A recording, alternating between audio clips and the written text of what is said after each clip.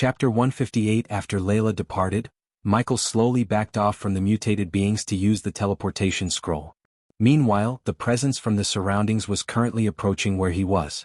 Michael kept the mutated beings around him busy all by himself. He constantly dealt terrifying sword wounds to them, but these injuries did not affect them at all. They battled for just a few seconds, and 5 of the 7 mutated beings were already diced up by Michael. However, their bodies rebuilt themselves immediately. They were completely indestructible. "Time to escape, kid," the old man's voice sounded from behind. "System, use the scroll now." The very next moment he shouted, a golden light instantly covered Michael before a mutated being threw a punch aiming at his chest. He immediately moved his body to save the baby dragon from getting punched to death and took the punch directly on his left chest. Currently, the violet-dressed Layla stood several kilometers away, staring in Michael's direction, showing mixed expressions on her face. She could clearly hear the noise of intense battle, which then gradually faded away. "I hope you come back alive," Layla murmured gently. Afterward, she went off quickly into the distance with her Vina, slowly disappearing into the darkness. Somewhere far away in the treacherous ocean, a golden spatial hole in the mid-air appeared. In a flash, the golden hole disappeared, but one could see a black figure screaming and falling from the sky. Fuyuuk, thud. The black figure hit the ground, producing a loud thud noise. The black figure was no one but Michael, whose right hand now looked weird and bones sticking out because of the fall. Michael spurted out blood, his chest was aching like he was being hammered alive. He was experiencing excruciating pain in his abdomen and chest, and he could tell he had broken a couple of ribs. Gritting his teeth in pain, he willed the system to give the healing potions he brewed from the system's storage. The healing potion appeared on the ground as he slowly reached out his left hand to pick it up, fighting the pain inside of him. The fall broke his arm, but the punch he received from the mutated being just before activating the teleportation scroll messed up his inside. Luckily, there was only a millisecond's difference between the punch and the end of the golden healing potion's effects. Cough, cough. He coughed out a mouthful of blood again while checking to see the baby dragon's condition. His last-second dodge thankfully saved the baby dragon. He heaved a sigh of relief. "You better come back to life stronger." He nudged the sleeping dragon with his bloodied fingers. Shockingly, the corners of the baby dragon slightly, very slightly, like it could still understand what he was saying. This little act of the baby dragon put a smile on his face and momentarily gave him the strength to overcome his pain to swallow the healing potion. Crack. Edge. The very next moment he gulped the healing potion. He cracked his right arm to set the bones in the correct position so the healing potion would heal his wounds much more quickly and efficiently. After getting fully healed, he did not go anywhere, sitting back down on the ground and slowly closed his eyes. He waited silently for dawn, as he always remained vigilant of any activity in the surroundings. Originally, he wanted to return and rendezvous with Layla. But traveling in the night in the treacherous ocean truly was a bad idea, and Layla probably left the region before long ago. It would be extremely difficult to search for her with a limited range of only a few hundred meters. "System, show my stats," he ordered the system in his mind as the familiar stat window appeared in front of him.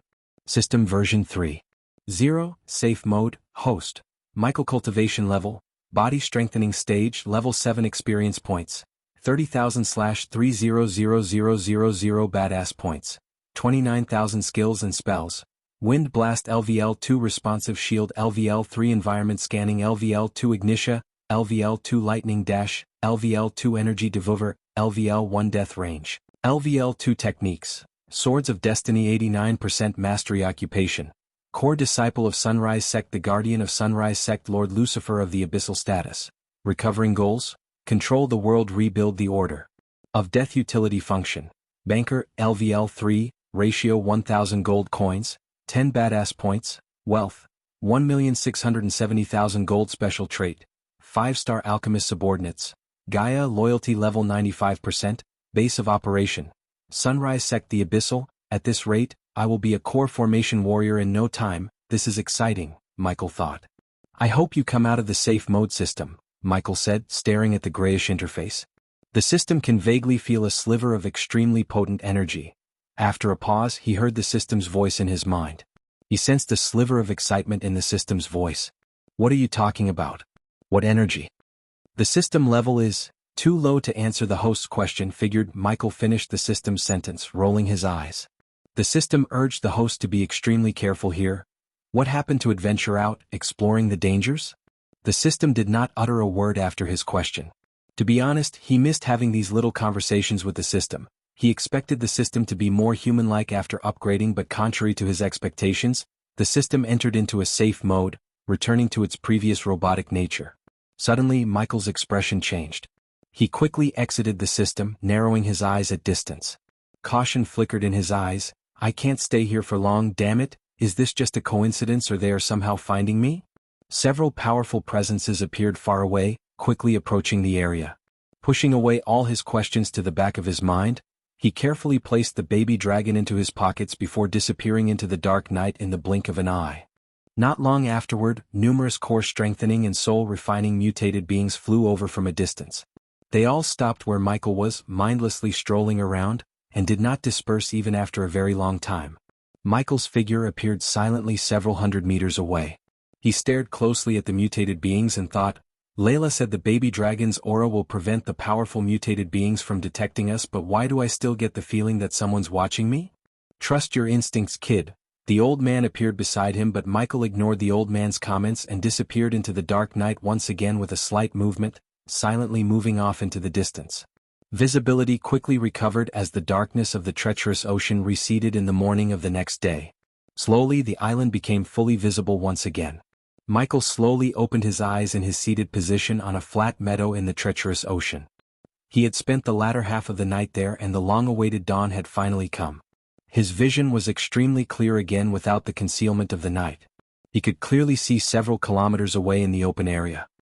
He did not stay here much longer, following the signs of battle from the night before to continue on his way towards the depths of the treacherous ocean. He hoped he could find Layla, who he had been separated from. Only by traveling together he could survive this place and get what he wants. He hurried on his way, but his vigilance did not decrease by the slightest. He would look around for any signs or hidden traps from time to time. Along the way, he found many mutated beings wandering around mindlessly. They were all either core formation or core strengthening stage beings, but with no exception, Michael avoided all of them from afar, without even coming within a 1,000-meter radius. After last night's events, he seriously doubted that the death-kissed aura could completely make him invisible to all these mutated beings. A couple of hours later, he arrived at a mountain range. The forest on and around the mountain was slightly misty, covering a large portion of it. He paid attention to his surroundings as he walked, arriving at the location where he had been separated from Layla very soon. Afterward, he continued inwards. An hour later, he was amidst the mountain range. This was the general region of the treacherous ocean, sandwiched between the outskirts and the center. Only by passing through here could he directly arrive at the depths. He took each step with the utmost caution, expecting a surprise attack. I wonder what else I would find in the depths of this place? Suddenly, Michael paused. His eyes were locked with a boulder that was as tall as a man not too far away. On the boulder grew a plant half a meter long, and from the stalk, there were 2 leaves and a blue flower. His neck hair stood straight up when he laid his eyes on the plant. That's a blue camellia, an extremely rare herb. Michael immediately exclaimed after seeing the flower. He was overjoyed as hurried up to the plant to carefully examine it. This blue camellia seems to have grown for tens of thousands of years here. I knew there must be quite a few rare resources here. This place is freaking dangerous, but it's also an untapped treasure trove, murmured Michael. Afterward, he gently uprooted the plant from the ground. Amateurs would have only picked the flower, but he was not an amateur. He planned to grow the herb in his herbal garden. Others must wait thousands of years to get the absolute best of the herb as the medicinal qualities of the herb increased with maturity, but he had the system. It could definitely make the herb become mature without having to wait thousands of years. Chapter 159. Michael lifted the herb gently. I need to save Christopher and make him reach the soul refining stage no matter what. He then stored the herb in his system storage so its medicinal effects would not dissipate. Michael could not help but smile when he gathered another precious herb to plant in his herbal garden. The blue camellia flower was extremely rare as well as hard to grow in ordinary locations. If it wasn't for the system, he wouldn't have uprooted the plant, as he wouldn't be able to grow it somewhere else. This is not the place nor the time to go on a treasure hunt, kid. Spectre's voice appeared again as he turned to see the old man still following him. The mist must have some chemicals that induce hallucinations, just like the fear toxin. That was definitely not just an illusion, he said to himself, looking at Spectre, his mentor. He was doing his best to ignore the old man, but it was damn hard to neglect a lifelike person who follows him everywhere. Since I'm here, I might as well make the most of it. Besides following the trail of Layla, he decided to occasionally deviate from his path to find more rare herbs. Michael no longer paid any more attention to Spectre. He just used the lightning dash, turning into a bolt of lightning to move in the direction of Layla's trail. The scenery around him suddenly began to change greatly just after traveling a few kilometers. The world suddenly darkened. He discovered that he had strangely arrived at a vast starry sky. Countless stars filled every inch of the space, so densely packed that it was innumerable. He had no sense for direction at all in the vast starry sky. It was the same everywhere without any differences. Michael discovered that he was completely and utterly lost when he had arrived here, actually unable to tell which direction was north or south, east or west. He could not even tell which way was up or down, left or right. "Oh come on, another freaking illusionary formation," Michael murmured with a soft voice as he became stern. He knew that the formation this time was much more powerful and profound. It had already conjured a starry sky as soon as it appeared. Other ordinary formations could not be compared to this. This'll be troublesome. I'm completely disoriented, so I probably can't walk out of it. Just how am I supposed to break out of this illusion? It must have been cast down by a great person from the ancient dragon clan. Looking at the handiwork, I might not be able to break the formation using raw strength, but if I could only find its source, Michael mumbled. The memories of Abras came to help. Apparently, Abras had learned about formations in the sanctuary from the elders. Cultivators who were on or above the soul refining stage could use the celestial energy to break most of the formations. It was the simplest and fail-proof method. Considering Michael didn't have celestial energy in his body, he had to look for a source which is powering the formation. Finding the source would be pretty hard and nearly impossible for others but him. It was relatively simple thanks to the perception pills. Inside the illusionary formation, he was surrounded by countless stars as he felt like he was floating in the middle of the freaking Milky Way. "Alright, where are you hiding?" He looked around the stars after eating perception pills like Tic Tacs. Since he maintained a healthy diet, exercise, and his cultivation were regulated through the system, he did not have to worry about polluting his body by taking too many pills. It was one of the perks of having a system. After taking the perception pills, the Milky Way surrounding him became more lucid as he could see each star clearer.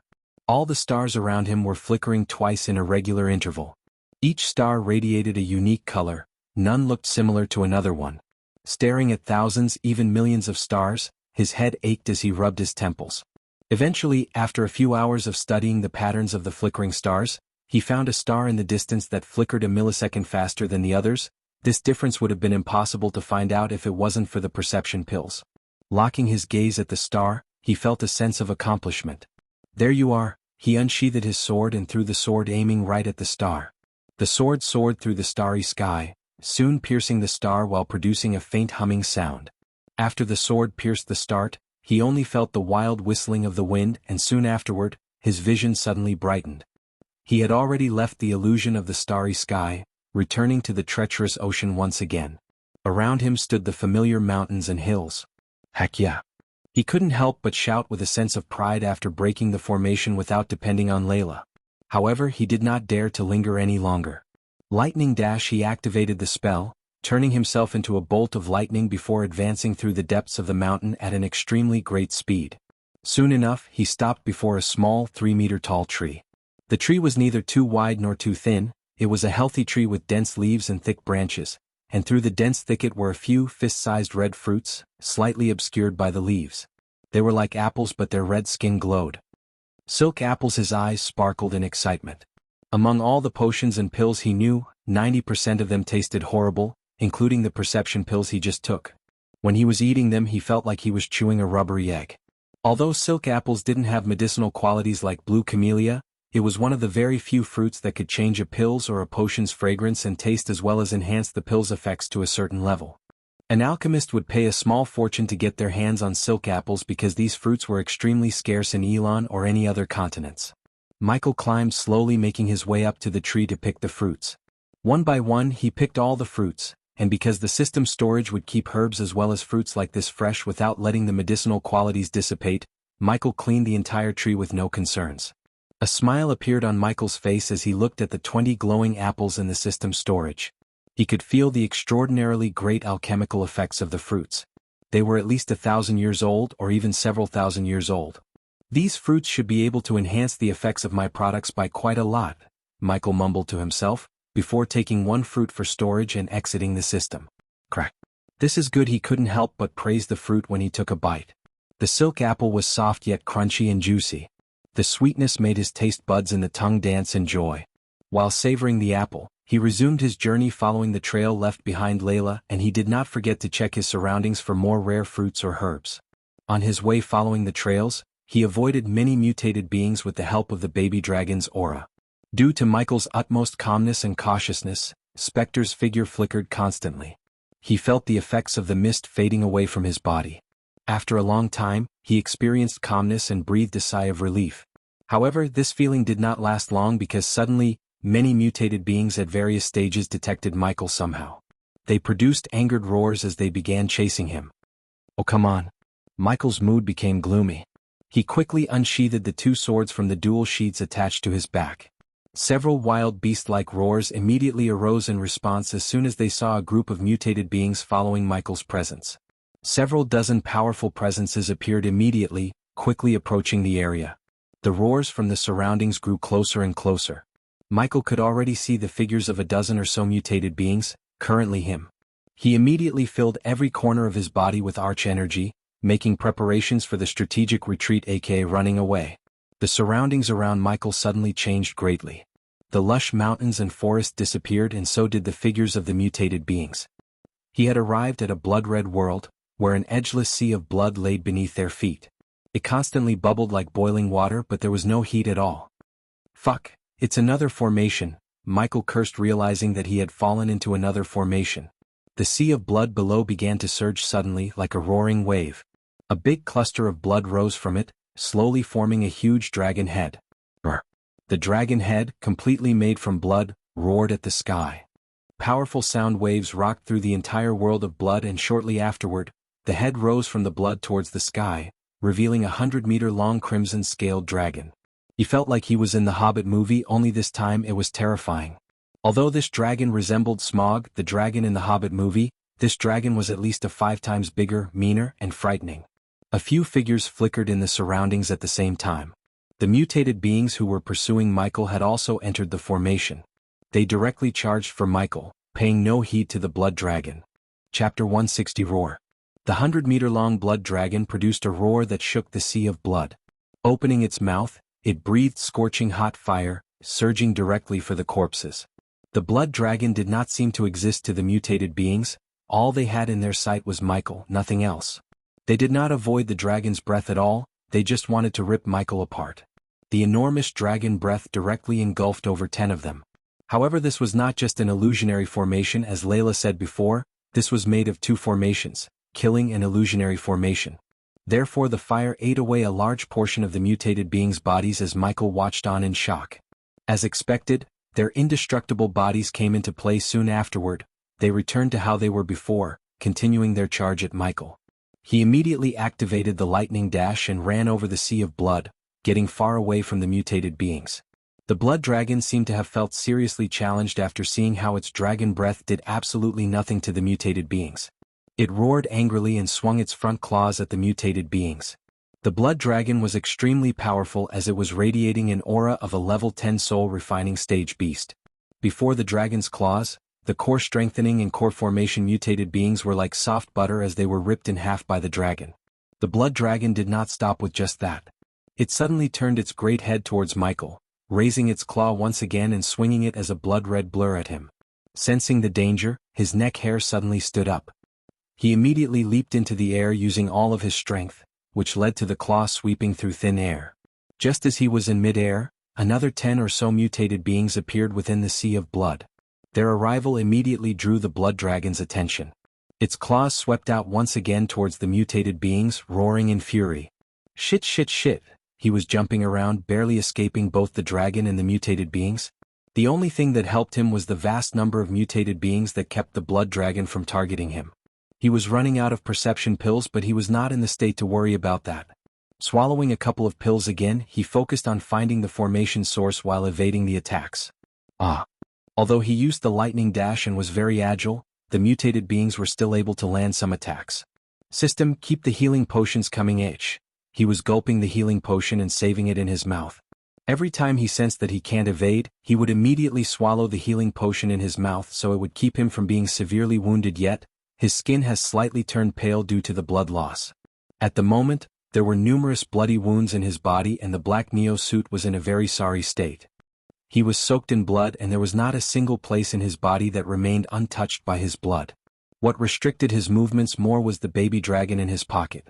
He did not only have to evade the attacks but he also had to keep the baby dragon in his pocket safe. This whole trip would be pointless if he let the baby dragon get killed now. Finally, after almost an hour of surviving the formation, he eventually found the formation's source. The source of the formation was hidden extremely well and he doubted that he could have found it without the perception pills. The source of the formation was nothing but one of the mutated beings that pretended to be trapped inside the formation. The moment Michael sent a bolt of lightning through its head, the sea of blood as well as the blood dragon disappeared. The next moment he appeared among the mountains once again. "Give me a break." He desperately wanted to lay on the ground, healing the wounds but beast-like roars constantly resounded in the surroundings. Several dozen mutated beings had already appeared, all charging towards him. A powerful presence that completely exceeded that of soul-refining mutated beings far away at this moment. It shot towards them several times faster than the mutated beings. Michael immediately became stern. He wiped off the blood from his face. "Fuck, that's the presence of a fusion stage." Michael's face paled slightly. This was not the end. Up ahead appeared another abnormally powerful presence. It was actually another fusion stage being. "Two fusion stage," Michael exclaimed. His face had become completely drained of blood. He could barely survive a soul-refining stage mutated being if he was at his absolute best. In front of not one but two fusion stage mutated beings, he did not even think he could last a few seconds. At this moment he wanted the system to come out of the safe mode like never before. However, he did not roll down and die. He retrieved 2 healing potions and gulped them in one go before activating the lightning dash using all of his remaining arch energy. He quickly shot through the mountains and forests. Behind him, the 2 fusion stage mutated beings remained close, pursuing them and unwilling to let them escape. They all flew just below the 10-meter threshold.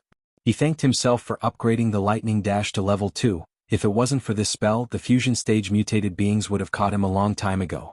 Suddenly, the nearby space suddenly began to twist when the 2 fusion stage beings were only 1,000 meters from him. The scenery before him changed in the blink of an eye. He was now standing in a bleak wasteland, completely barren of any greenery. It stretched as far as the eye could see. A towering battle intent suddenly appeared far away, so powerful that it was far beyond Michael's reckoning. It was filled with a condescending aura as if nothing in the world seemed significant to it, where he was the overlord of the world. Bang, bang, bang. Suddenly booms began to resound from afar.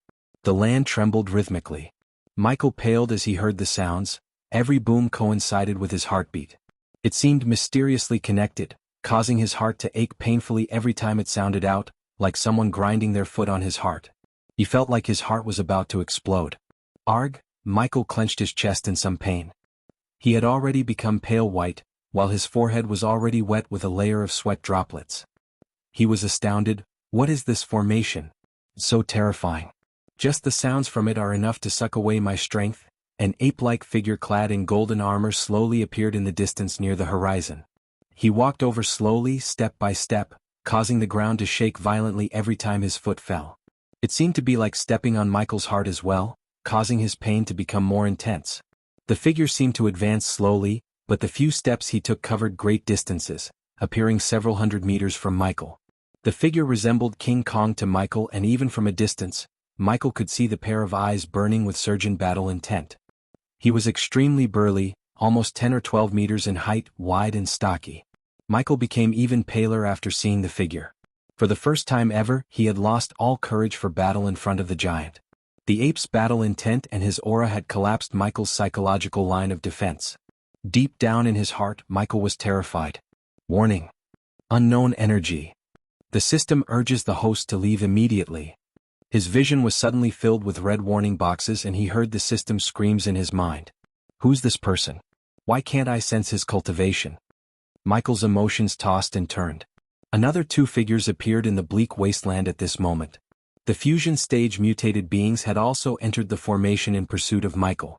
They charged towards him as soon as they appeared.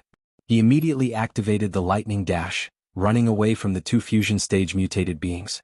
At the same time the man moved. He slowly raised his fist and a heavy voice boomed in the surroundings. Death to those who dare to intrude the land of Edros. the ape screamed, beating its chest violently, and then, it punched the air with devastating battle intent. The entire region began to appear so weak, so fragile before the man's fist. At the same moment, time seemed to completely stop. Only the ape's large fist moved. In this instance, the two fusion stage muted beings as well as Michael all felt that they had lost control of their bodies. They could only watch on blankly as the ape's fist grew bigger and bigger into a gigantic ethereal fist. Swish. Just as the ethereal fist was approaching them, a flash of blue appeared inside Michael's head, revealing the formation's source. Quick. The system's voice was panic-stricken. He did not waste the precious seconds as he sent a bolt of lightning using the last of his arch energy towards the source, which was a boulder nearby. The scenery changed the moment the lightning bolt destroyed the boulder. Michael finally regained control of his body after he left the formation space. His forehead was littered with droplets of sweat, while his heart tossed and turned. He was extremely perturbed. What the fuck just happened? Edros. I know this name. The heavy voice boomed through Michael's head again and again. His entire body began to tremble slightly. He searched through Ubras memories and revealed everything he knew about Edros, the king of the Beastmen race. The Beastmen race's king, Edros, was an existence that surpassed immortals. He was a godlike figure revered by all the Beastmen as well as magical beasts. Michael immediately turned around to look back. All he saw was the two fusion stage mutated beings standing blankly several hundred meters away. A few moments after, a loud boom sound could be heard as they turned into dust and disintegrated. They showed no signs of reforming even after a lengthy time. A big droplet of dark crimson blood floated nearby that glowed brightly several meters above the ground. Chapter 161, that must be that ape's blood, but how did it come here? A question appeared in Michael's mind as he stared at the crimson droplet of blood. He could not help but recall everything Abras studied about Edros and Idros' time. In ancient times, the Beastmen races and the dragons went to war with one another. At that time, Edros, who was the Beastmen race's king and their strongest, slaughtered many dragons. However, in the middle of the war, Edros disappeared without a trace. Idros' disappearance changed the tide of the war completely, and the Beastmen suffered a huge loss at the hands of the dragons. Eventually, the other races, mainly Nagas, organized peace talks between the two races because the war affected all the other races in the world. Since both races suffered a huge loss, they had no way but to end the war. Following Idros' disappearance, the Dragon clan in the Dragon Island also mysteriously disappeared from the face of the planet. Soon, the dragons slowly lessened in numbers, some died of old age while some just vanished without a trace. Michael was positive that Idros' disappearance has something to do with what happened to the Dragon clan, and this drop of blood belonged to Edros. However, he was unsure if Edros, the greatest king of the Beastmen, had left this drop of blood here willingly. How did the dragons turn that ape's blood into this killing formation? Just a droplet of blood is already so powerful. It can easily kill off two fusion stage mutated beings. No wonder slaughtered countless dragons, Michael thought as he stared at the golden blood that was growing further and further away. Suddenly, Michael seemed to think of something. His eyes narrowed abruptly and staring fixedly at the blood. This ape. The golden Babaru of Noah. Is that monkey somehow related to Edros? Michael's heart began to beat heavily. A terrifying notion appeared in his mind as he stared deeply at the crimson blood that gradually disappeared into the distance. He exclaimed, I have to return here when I'm strong enough. If that golden Babaru of Noah was Idros descended, he did not doubt that the monkey will be his foe in the future. After seeing the giant ape, his fire of saving the baby dragon burned brightly in his heart. With the system's help, he would turn the baby dragon into the biggest, baddest dragon this world has ever seen. After leaving the killing formation and the place where he saw Edros, he found a small cave to rest and heal his wounds. Luckily, he never tripped any formations on his way to the cave. He did find several mutated beings, but he was able to avoid them. Inside the cave, he was laying on the ground half naked, his robes torn to pieces, leaving him with only one set of clothes, the casual robes of King Chala. After cleaning his body using arch energy, he put on the robes. Creech. Michael tore his black coat to get a long strip, and then he tied the baby dragon onto his chest using the cloth. Suddenly his eyes narrowed, sensing the space several kilometers away being distorted. It must be Layla. She's fallen into a formation, Michael murmured, because the space being distorted was a sign of an activated formation. Just as he was about to take a step forward, a familiar figure appeared before him. Spectre. Where are you going, kid? Don't risk your life trying to save a woman you barely know. It's not your style. Shut up. Michael understood what the old man was trying to imply. He tried to ignore the old man as he began to walk outside of the cave. Just let the woman, it's easy for you, isn't it? After all, you killed the only woman you loved. His steps were halted by the old man's words. Flames of fury and sadness emerged in Michael's eyes as he clenched his fists. Don't! His body was slightly shivering in anger. Images of a girl in her bathrobes on a bed flashed across his mind. The girl's white bathrobes and the bed underneath her were turned red by her own blood. There were 2 bullet holes on her chest and 1 bullet hole right between her eyes. He looked down to see a gun flicker in his hand. It was Michael who shot the girl. You killed your brothers, sisters, and the girl you loved because of a bunch of orphans. Spectre's voice fanned the flames burning in his heart, making him lose his calm. They were not my brothers and sisters, and she knew what was going to happen. He stuttered in anger. If it wasn't for her distracting me, I would have saved the orphanage, all those kids and all those people. Go away. He shouted, taking a few deep breaths to calm himself. He did not want to get distracted by Spectre, as any distractions inside the formation would lead to nothing but death. Lightning dash. Soon after he reached the cave's mouth, he activated the lightning dash, turning himself into a bolt of lightning. He then moved in the direction of the distorted space. Eventually, after running for a few minutes, an indistinct violet figure attracted Michael's attention in the blurry, distorted space. Just as he guessed, it was Layla, who was stuck in a formation in the distance. Without any hesitation, he charged at the formation, looking at the several soul-refining mutated beings who were heading towards Layla. After a couple of minutes, his surroundings turned gray and hazy in a blink of an eye, indicating that he had entered the formation. Layla levitated 1 meter in the air with her legs crossed, while the unadorned angel's vina laid on her hands. 10 elegant white fingers formed blurry afterimages, quickly playing the first 6 strings of the vina. She produced notes after notes hurriedly, while the 7th vina string would also be struck from time to time. It would result in violent rumbles in the surroundings. Layla became extremely grim, and her forehead was already covered in a layer of sweat. She had continued into the depths after she had been separated from Michael the night before. She had accidentally fallen into a powerful formation, one of the powerful formations of the Dragon Clan. It has been well known since ancient times. It was the absolute killing formation, the Wrath of 100 Dragons. It was said that in ancient times, several half-immortals of the Beastmen race died to this exact formation, achieving wide renown. It was known as one of the deadliest formations in the world. Deafening dragon roars constantly boomed through the illusionary hazy space. The entire space was filled with huge dragons, as they all used their dragon breaths, swung their claws, used various secret techniques, or just charged directly at the center. There sat Layla in the air. She used her vina to block the attacks from all directions strenuously. Countless sound waves shot from the vina, surging in all directions. She had learned about formations including the Wrath of 100 Dragons in the Royal Library of Azair. As a result, Layla understood this formation very well. The Wrath of 100 Dragons was, just as the name suggested, was a lethal formation formed from a total of 100 dragons.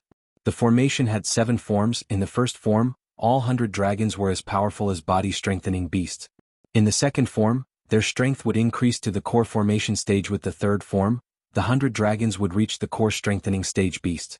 The 4th, 5th, 6th, and 7th forms would respectively make the 100 dragons reach the soul-refining, fusion stage, half-immortal, and immortal stage. I hope this formation is not a complete one, Layla prayed in her heart. She was still able to forcefully break through the 3rd form if she burned her vitality greatly, but once it reached the 4th form, it would be certain death for her. She had already been trapped in the formation for several hours. In this time, she broke through the 1st and 2nd forms of the formation by herself. She currently faced the 3rd form. Suddenly, all the 100 dragons in the formation roared at the sky together, and then, streams of scorching hot fire shot out of their mouths. Soft whisperings drowned the space, and vast energy radiated from the dragons, filling the entire region. They've started to use the dragon's breath. Layla murmured. Her face was pale and seemed extremely grim. The dragon's fire could melt the strongest metals in the world.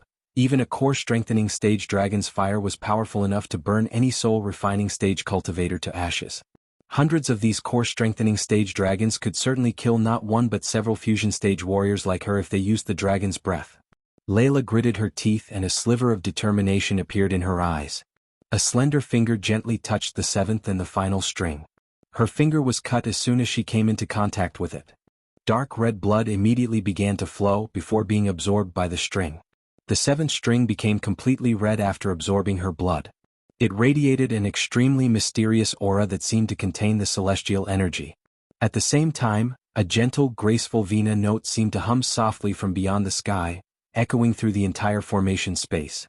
Layla paled from the loss of blood through her finger. This blood was not ordinary blood, but it was lifeblood.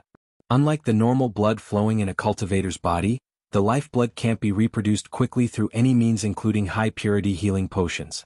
Once a cultivator used his or her lifeblood, they could only regain the lifeblood by consuming certain rare herbs.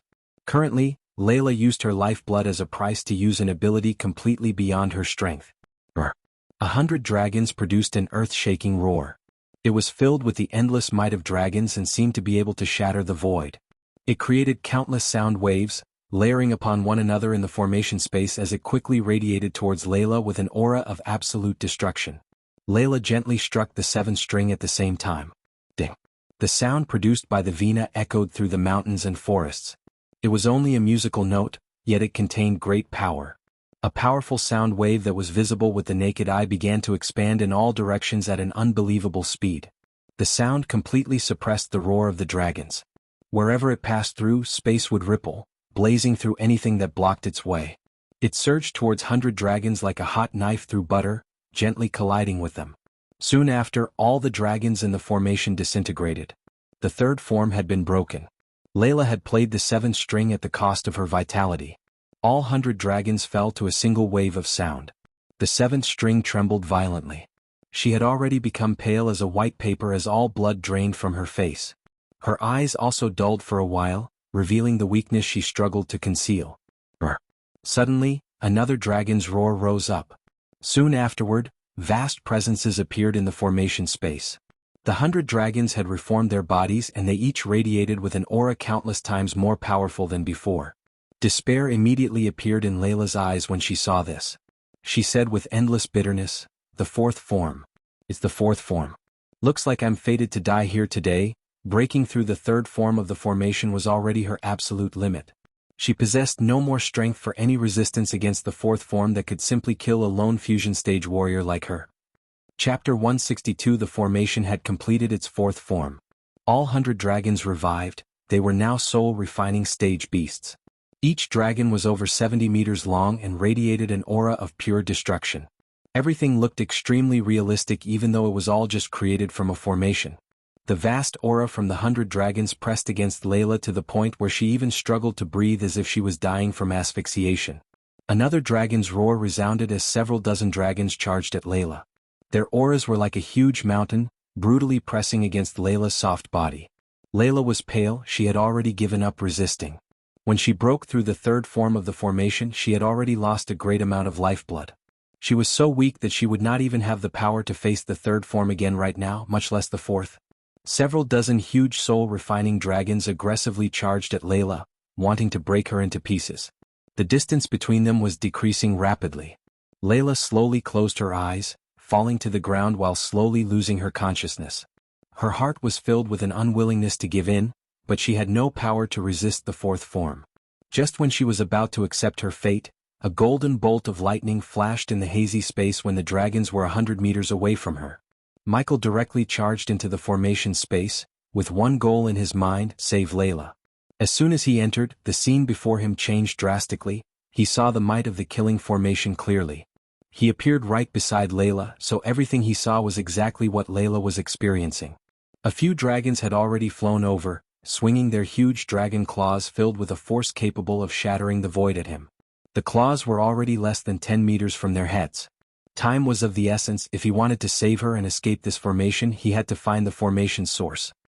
He did not have the time to say anything as he lifted her from the ground.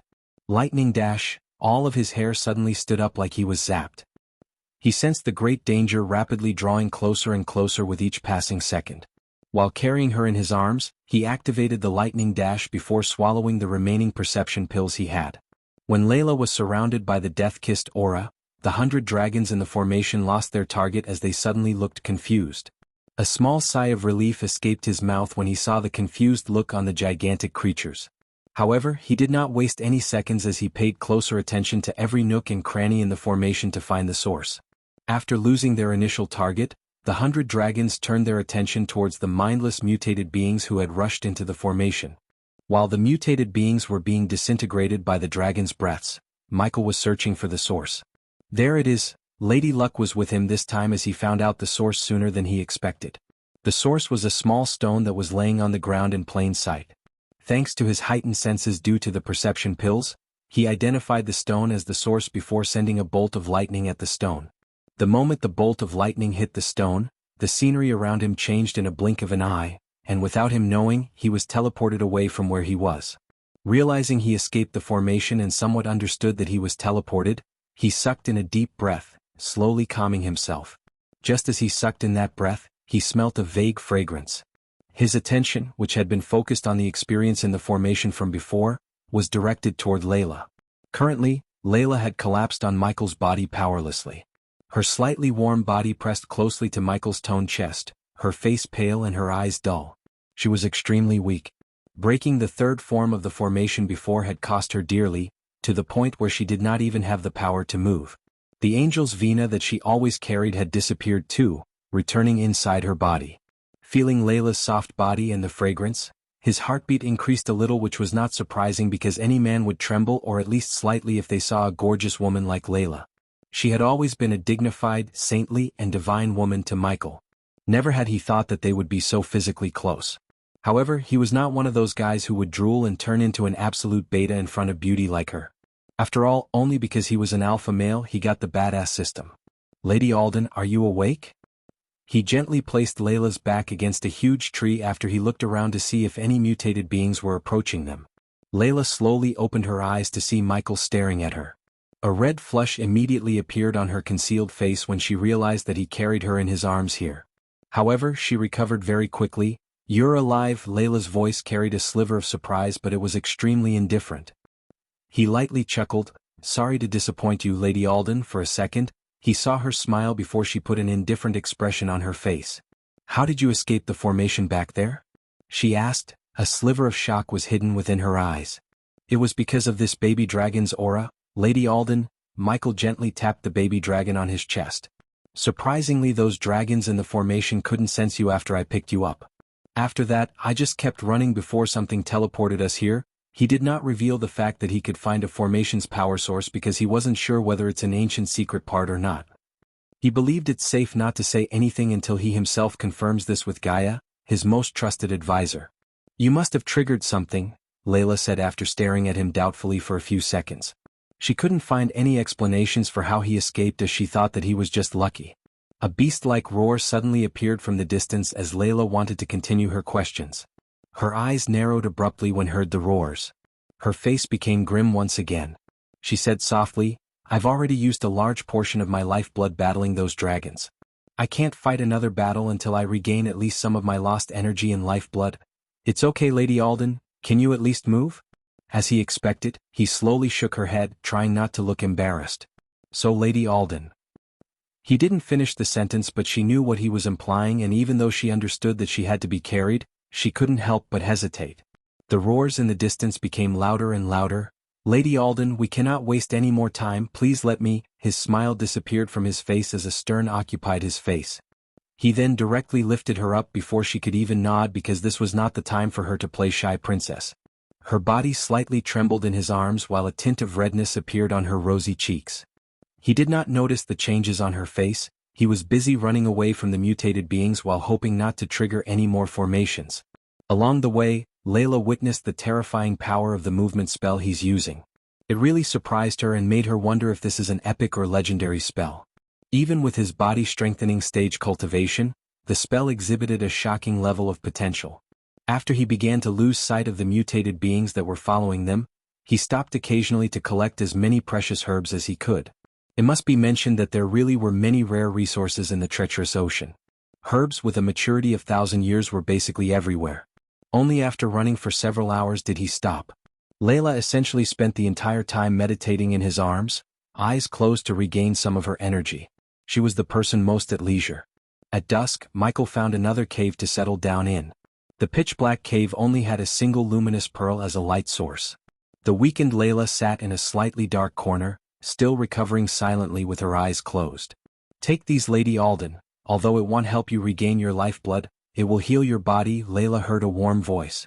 Michael squatted beside her with a few healing potions in his hand. She could not help but think of the scene where he carried her as they fled from the mutated beings earlier in the day. Right now, Layla slowly opened her eyes. She looked at the healing potions in Michael's hand calmly and gently shook her head. I'm not injured.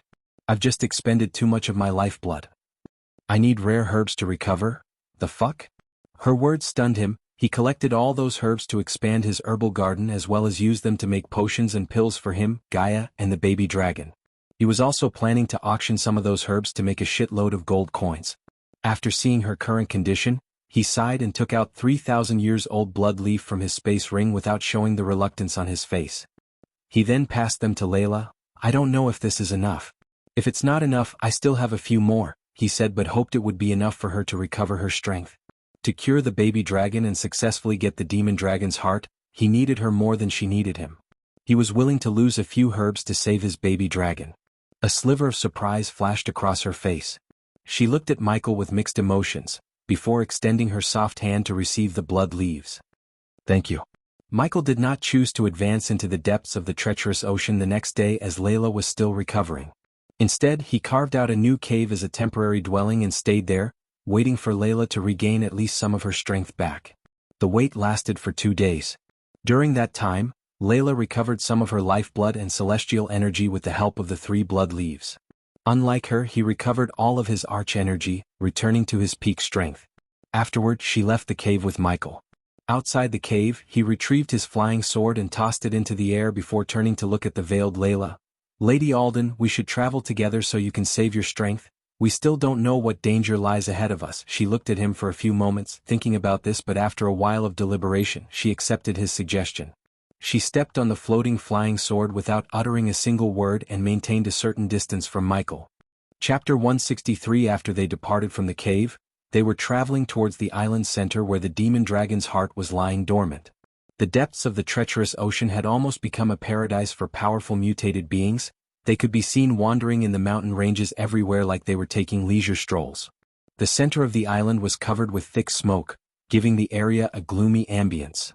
In the center of the island, a human-sized orb was radiating bright beams of light, resplendent and dazzling. Countless powerful mutated beings were wandering around the orb. The orb had a ruby-red surface as from within, one could see a bright red light flickering in a rhythm. Veins and roots ran chaotically on and around the orb, lessening the warm light radiated by the orb. This was the demon dragon's heart, the item Michael and Layla were searching for. Suddenly the orb shuddered from within, glowing brighter and brighter. At this moment, no matter if it were the powerful mutated beings closer to the orb or those roaming on the outskirts of the island, they all roared loudly. Several tens of thousands or even hundreds of thousands of mutated beings roared together. This commotion could literally be described as earth-shaking, causing mountain ranges to fall and the void to collapse purely from the sound. The roars from several tens of thousands of powerful mutated beings were filled with absolute hatred for some unknown reason. The treacherous ocean's appearance was finally changed at this very moment after countless years. The entire island shook violently, the ground jolting and opening up chasms thousands of meters deep. Many of the surrounding mountains directly exploded as they could not withstand the roars of over 10,000 powerful mutated beings. The mountains and forests turned into a mess. Following closely, the powerful mutated beings still roaming outside roared angrily, flying toward the orb as fast as their limbs allowed them to. While the mutated beings were chaotically running around, 2 figures were slowly walking through the mist towards the glowing orb. There it is. It was Layla who said this, pointing her fingers at the glowing orb a couple of meters before them. Michael closely followed Layla while cautiously looking at all the wandering mutated beings in the area. His heart was pounding against his chest in fear because all of the mutated beings were at least at the soul refining stage, and he could even see a few level 10 fusion stage mutated beings guarding the orb. He had no more saliva to swallow as his mouth became dry. Any single of the mutated being could end their life right now if they detected their presence. After recalling the events that happened in the treacherous ocean, he identified only when he was alone that the mutated beings were able to detect him, but when he's with Layla, the death-kissed aura proved to be effective. The 2 of them took each step with utmost cautiousness, avoiding the gazes of the mutated beings. Currently, thousands of powerful mutated beings roared at the sky above them. Step by step they got closer to the orb. Michael felt the warm energy coming from the orb, and soon, he could hear a faint heart-beating sound. "Place the dragon on the heart," she whispered to him. He grabbed the baby dragon tied to his chest as gently and silently as he could before placing the baby dragon on the orb. The moment the baby dragon's body touched the orb, it began to tremble violently, producing an unearthly humming sound. His heart skipped a beat, fearing the commotion would draw the attention of these wandering mutated beings. Just as he was about to reach for the swords, Layla grabbed his hands, shaking her head. "What now?" he whispered, but instead of answering him back, she just gently tapped his shoulder, wordlessly telling him to wait. Calming himself down, he just stared at the baby dragon who was lying on the orb, absorbing the heat coming from it. Crack, crack, crack. Suddenly the orb began to crack, producing crackling noises. The veins and roots on the orb's surface retracted themselves while the cracks got wider and wider. He started to sweat under his robes, fearing that they were going to notice them, but fortunately, the mutated beings were oblivious to what's happening. "Look," Layla tapped at his shoulder to turn his gaze away from the mutated beings to the baby dragon.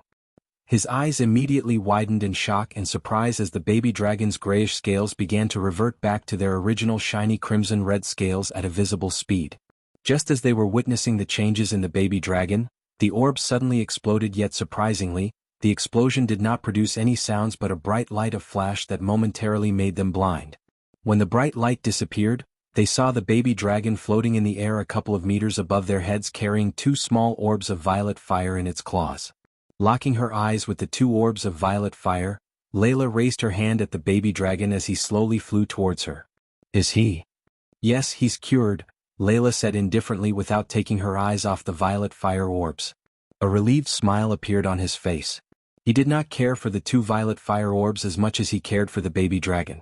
After everything that he went through, he expected something dramatic to happen before curing the baby dragon, but contrary to his expectation, the baby dragon got cured by the demon dragon's heart in a couple of minutes. He was cradling the baby dragon as if he was his baby, and beside him, Layla immediately put the two fire orbs in her space ring.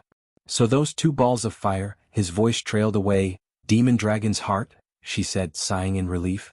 Although this trip was extremely dangerous and she nearly lost her life, in the end, it was all worth it because she got not one but two demon dragon hearts. To suppress Christopher's curse, she only needed the energy of half the demon dragon heart. The remaining energy would be enough for her to break through from level 4 to level 6 of the fusion stage. Michael noticed the changes in her facial expression, and he knew it was because of the two orbs of fire she put in her space ring. If he had the power, he would have at least taken one of them, but for now, if she decided not to share them with him, he could do nothing. For now, he wanted her to suppress the cure so he would get a soul refining stage cultivator to protect his base of operations in the herbal garden. The lesson of no freebies in the world suited not only the Earth but also here, and in fact, it suited more for this world than Earth, as every cultivator he met in this world has their own schemes and they would rarely lift a finger unless they have something to gain. The demon dragon hearts was her payment for leading him here, though she would have died if it wasn't for him. However, he too couldn't have survived alone without her help, so he was okay with her taking the demon dragon hearts. "Let's leave this place." He did not need any push as he couldn't wait to leave this forsaken place, at least for now. When he was about to turn back to go in the direction where they came, Layla shook her head. "There should be an ancient teleportation array set by the Dragon Clan if we go in that direction." She pointed at the direction further into the island, and noticing the worried look on his face, she reassured, "Don't worry, I can sense the array's faint energy. Besides, in this direction, there will be no more formations from here on."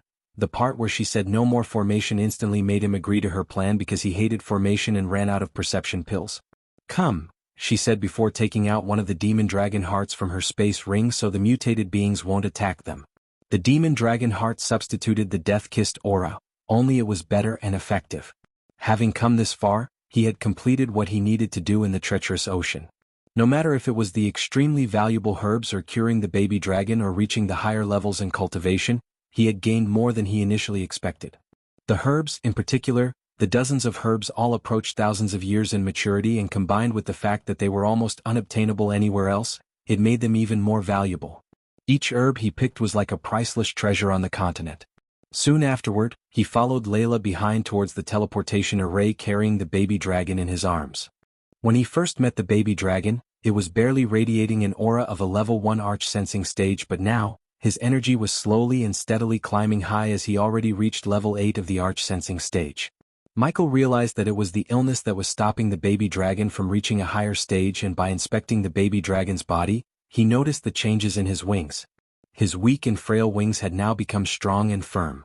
He could tell that soon after he woke up, he could fly like an actual dragon, and also Michael expected him to breathe fire. Imagining the things he expected the baby dragon to do, he walked behind Layla further into the Dragon Island.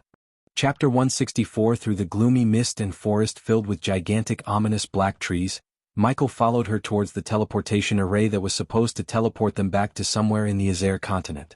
The baby dragon was still asleep in Michael's arms, having no ideas of the dangers around him. They both uttered no words, as although they had the demon dragon heart's aura around them, they took no chance by chit-chatting. Therefore the journey was pretty gloomy and silent. Eventually, after walking for several hours, they walked out of the forest in the middle region of the treacherous ocean. After walking out of the forest, they were welcomed by a narrow path between two gigantic mountains. After pondering slightly, she said, "If I recall correctly, this path between the Ostium Mountains will lead us to the Twilight Ground, and from there we can go to the teleportation array. Remember, it's extremely dangerous inside it. Many soul refining and even fusion stage mutated beings will be there." Ostium Mountains? He was slightly surprised to hear the name, because Ostium ore was one of the requirements to upgrade the Dawnbringer to level 2. "Lady Layla, is it possible for me to collect some Ostium ore here?" After pondering slightly, she said, "Ostium ore should only exist in the Twilight Ground. You can't mine these mountains. Are you looking to forge a weapon?" Michael nodded, seeing her correctly guess his intention of seeking the Ostium ore. Since she didn't look too surprised, he realized using Ostium to forge a weapon was not a rare thing in this world, and it did make sense as it was required to upgrade the Dawnbringer to only level 2. "Where is this Twilight Ground?" he asked. The Twilight Ground is not in the depths of the island, but under an extremely hidden cliff in the middle region. It tunnels straight into the ground and is extremely deep. After wiggling through the narrow cliff for another hour, they finally found the entrance of the pit under a cliff according to the geography described by Layla. The entrance to the pit was a huge hole 100 meters wide. The hole directly sunk into the earth and was pitch black. When the duo stood at the edge of the unfathomably deep pit, they could sense a ghastly, bone-chilling wind from it. He stood at the edge, staring into the darkness with curiosity and cautiousness. His eyebrows were furrowed and his calm expression instantly became rather stern. "When we go down, we should be cautious. I'll help you gather some ore, but remember, you can't take too much of it as it might draw some unwanted attraction towards us." "Understood, Lady Layla." "Good, let's go down," she said confidently before leaping down first. Following her, he jumped into the pitch-black hole, quickly descending into the darkness. The Twilight Ground was completely enshrouded in darkness. Nothing could be seen. After falling for several hundred kilometers, some light gradually appeared beneath their feet. The light expanded in size as he quickly descended before it finally enveloped Michael. His vision was no longer pitch black but filled with colorful light. It was extremely pretty as the light would glimmer from time to time. The glimmers of light were dense and they twinkled like the stars in the sky. The sight stunned Michael. He felt like he was swimming in outer space as he stared at the starry sky around him. The two of them continued their descent down the pit at great speeds. They had no idea just how deep it was. They had fallen for at least 1,000 kilometers, yet they had still not hit the bottom. Along the way, the two of them had also seen many mutated beings falling into the hole deeper and deeper, but they did not detect the two of them. With their constant descent, Michael slowly sensed that the hole seemed to be permeated with an odd energy.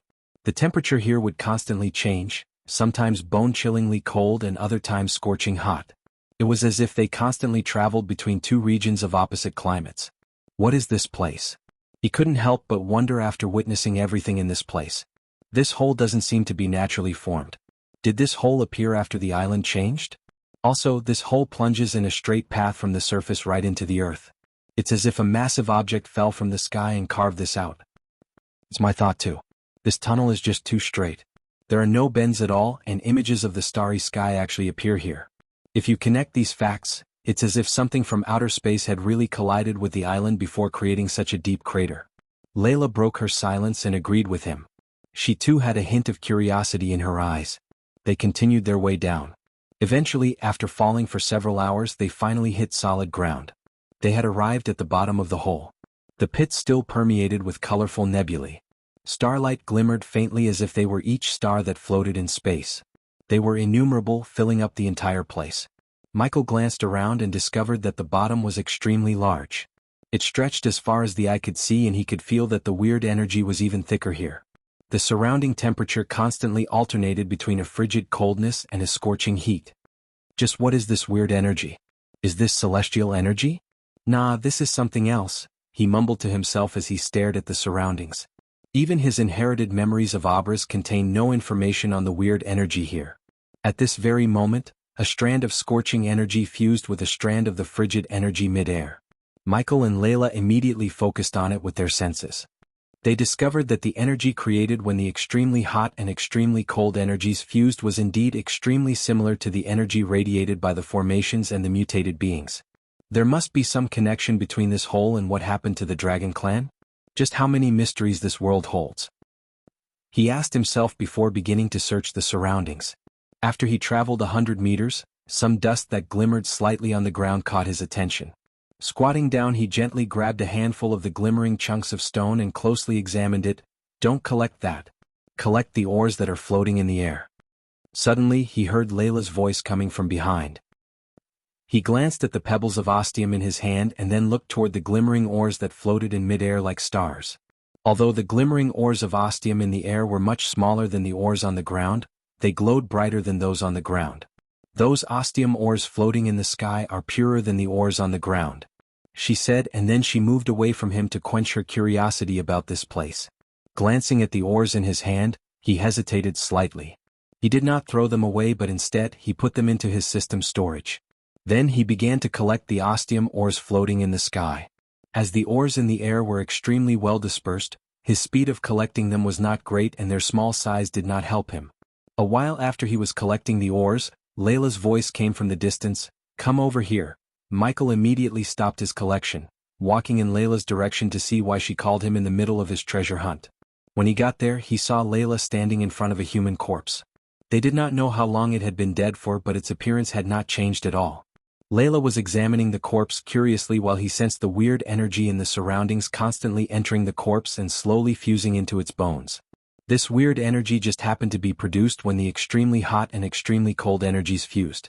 Looking at it, he's already been dead for thousands of years, but there's no sign of decomposition at all, she said with a deep voice. Michael too stared at the corpse with interest. Lady Alden, I can feel that there are some changes currently occurring in its body. I think this weird energy is mutating the body. At this very moment, the corpse on the ground snapped open its eyes without any prior signs. Its eyes were dull without any signs of life. It immediately produced a great roar, echoing through the entire pit. Afterward, it slowly stood up from the ground and turned its head like it was scanning its surroundings. His hands were already reaching for the swords, but Layla shook her head, wordlessly telling him not to do anything. Let's back away, she whispered to him, slowly backing away from the mutated being while the mutated being started to wander around the place mindlessly. Although she had fulfilled what she needed in coming here, she had no intention of leaving immediately, unlike she pretended. She ventured onward in the twilight ground with Michael as she was extremely curious about the transformation of the island that occurred all those years ago. Of course, she had no idea of telling him everything, especially the fact that she was leading him a long way instead of a short way to the teleportation array. The area of the twilight ground was unknown to Michael, therefore he could only trust that she knew the path and follow her behind. They traveled for a dozen or so kilometers in one direction but still had not reached the end. As they traveled, figures of the mutated beings gradually appeared in their sights. Since she said not to collect too much ostium ores, he sighed helplessly and kept walking past all the ores floating in the sky. However, after walking behind her for several hours, he creased his brows. We've actually come back to where we were before. Chapter 165. Considering Michael searched the place for ostium ores before starting to collect the ores floating in the air, he was familiar with the layout and he instantly realized that they came back where they were before. Lady Alden, we were here before, he said, and by the look on her face, he could tell she also noticed this phenomenon. This is the mystic disorientating formation. How is this possible? Why would it appear here? She mumbled under her breath unconsciously, and because of the perception pills, he heard her. Lady Alden, are you familiar with this formation? His tone of voice contained a tint of doubt. Yes, I learned about this. She regained her usual calm composure, hiding confusion in her eyes. Where dash? Just follow my steps. She waved her hands, stopping Michael from asking any questions about the formation. He began to doubt that Layla's intention of coming here is more than to obtain the demon dragon hearts. He hesitated for a while before he followed her behind. He decided to trust Layla this once to see if she had a method to break through the formation or not. Pay attention to my footsteps. You must not take a step wrong. If you do, you won't be able to break out. She warned him again. She then began to step back and forth like she was slow dancing. There were 38 steps required in total to walk out from the formation. When she took the 9th step, the surroundings immediately began to change. She discovered that she had actually arrived in a vast starry sky. Afterward, Michael appeared behind her. When he realized he's now in a vast starry sky, they all stared blankly. They were extremely shocked. Unlike before, at this moment he could see outer space as his vision was filled with nebulas, Milky Ways, bright stars, and even colorful lush planets. Whoa! Is everything before me an illusion, or have I really come to outer space? He said in shock. He could not tell whether what he saw right now was real or fake. Michael observed the surroundings, frowning his eyebrows. A couple of seconds after he was staring at the scene speechlessly, Layla began to explain, "It's not an illusion, it's real. We've really come to outer space. Whoever cast the formation must have had some terrifying level of understanding about formations. The steps we're taking right now to walk out of the formation just happens to match the bridge that leads to the other side. Every step matches perfectly with an extremely crucial point of the bridge. Stepping wrongly would be like stepping off the bridge and falling into the water. What would happen if we took the wrong step?" Although what she said was like a fictitious story to him, he believed it firmly because he was not the one to doubt. After all, he has a system with him. Who would believe that? She shrugged. "I don't know. This formation connects worlds and is extremely profound. Everything before us is real. We've followed the bridge and arrived in outer space, and only by following it we can reach the very end successfully.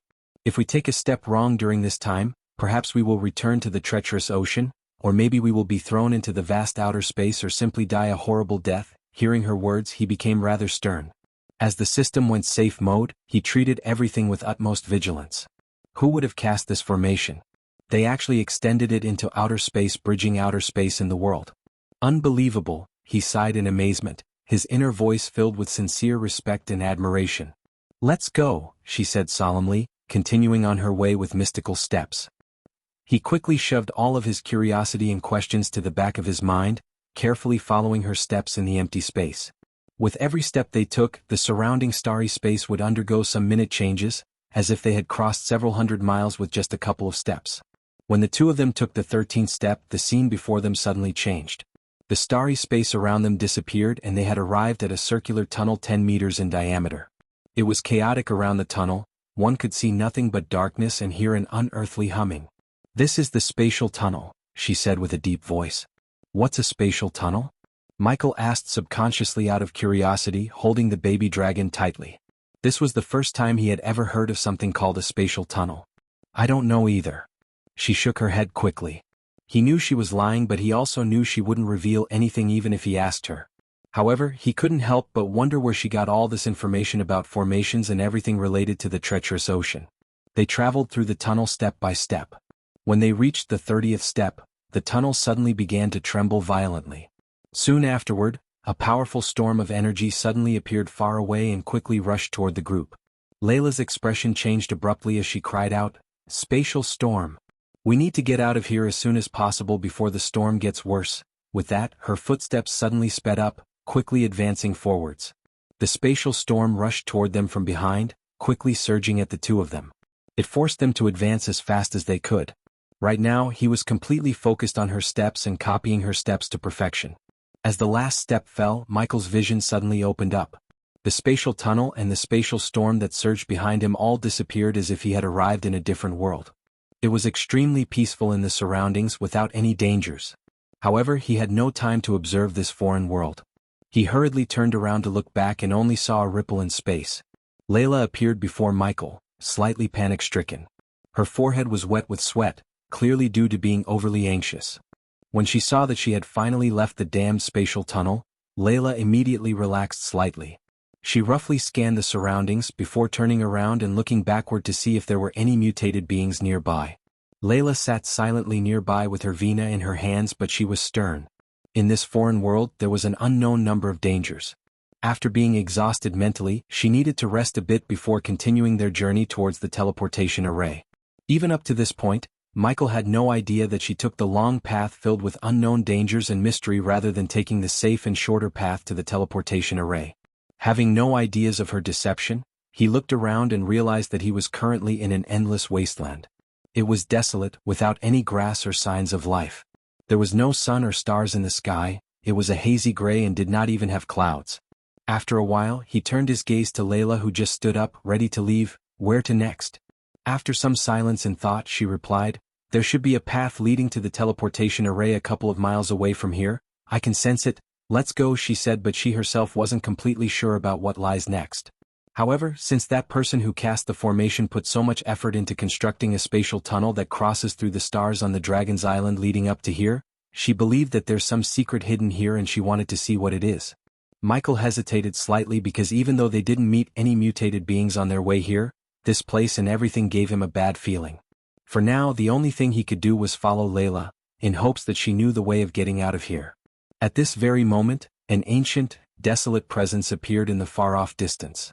It was vast and boundless, quickly expanding into the distance with a soul-shaking might. Feeling the presence, the expressions of the two changed greatly. Before the presence, they felt like even an ant was more significant than them. The pair could not even think of resisting before the presence. Shortly afterward, two colors, red and blue, appeared beyond the horizon. They plunged into the sky like two pillars, radiating with an ancient and desolate presence. Both of them unconsciously looked at the two pillars of light. Afterward, their minds rumbled. Currently, they simultaneously envisioned a foreign scene. They witnessed the chaos before everything, as well as the birth of stars, Milky Ways, and even the universes. Wake up. At this very moment, a powerful shout of the system reverberated through Michael's head. It woke him up and the previous scene of chaos completely disappeared. He returned to reality and he was not the only one who awakened. Even Layla beside him returned to her senses from the powerful shout of the system. System, what the hell was that? What did I just see? Did I just witness the scene where this world was created?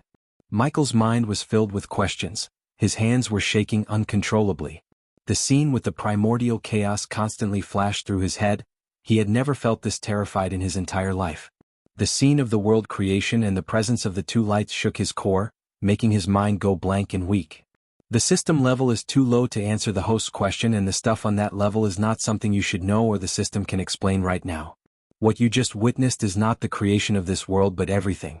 With your power level, knowing more about this will only lead you to certain death, the system said seriously, and just before he could curse the system for not telling him anything, its voice sounded again in his mind. However, the system's serious tone took a 180 turn as it sounded like it was cooking up some plan.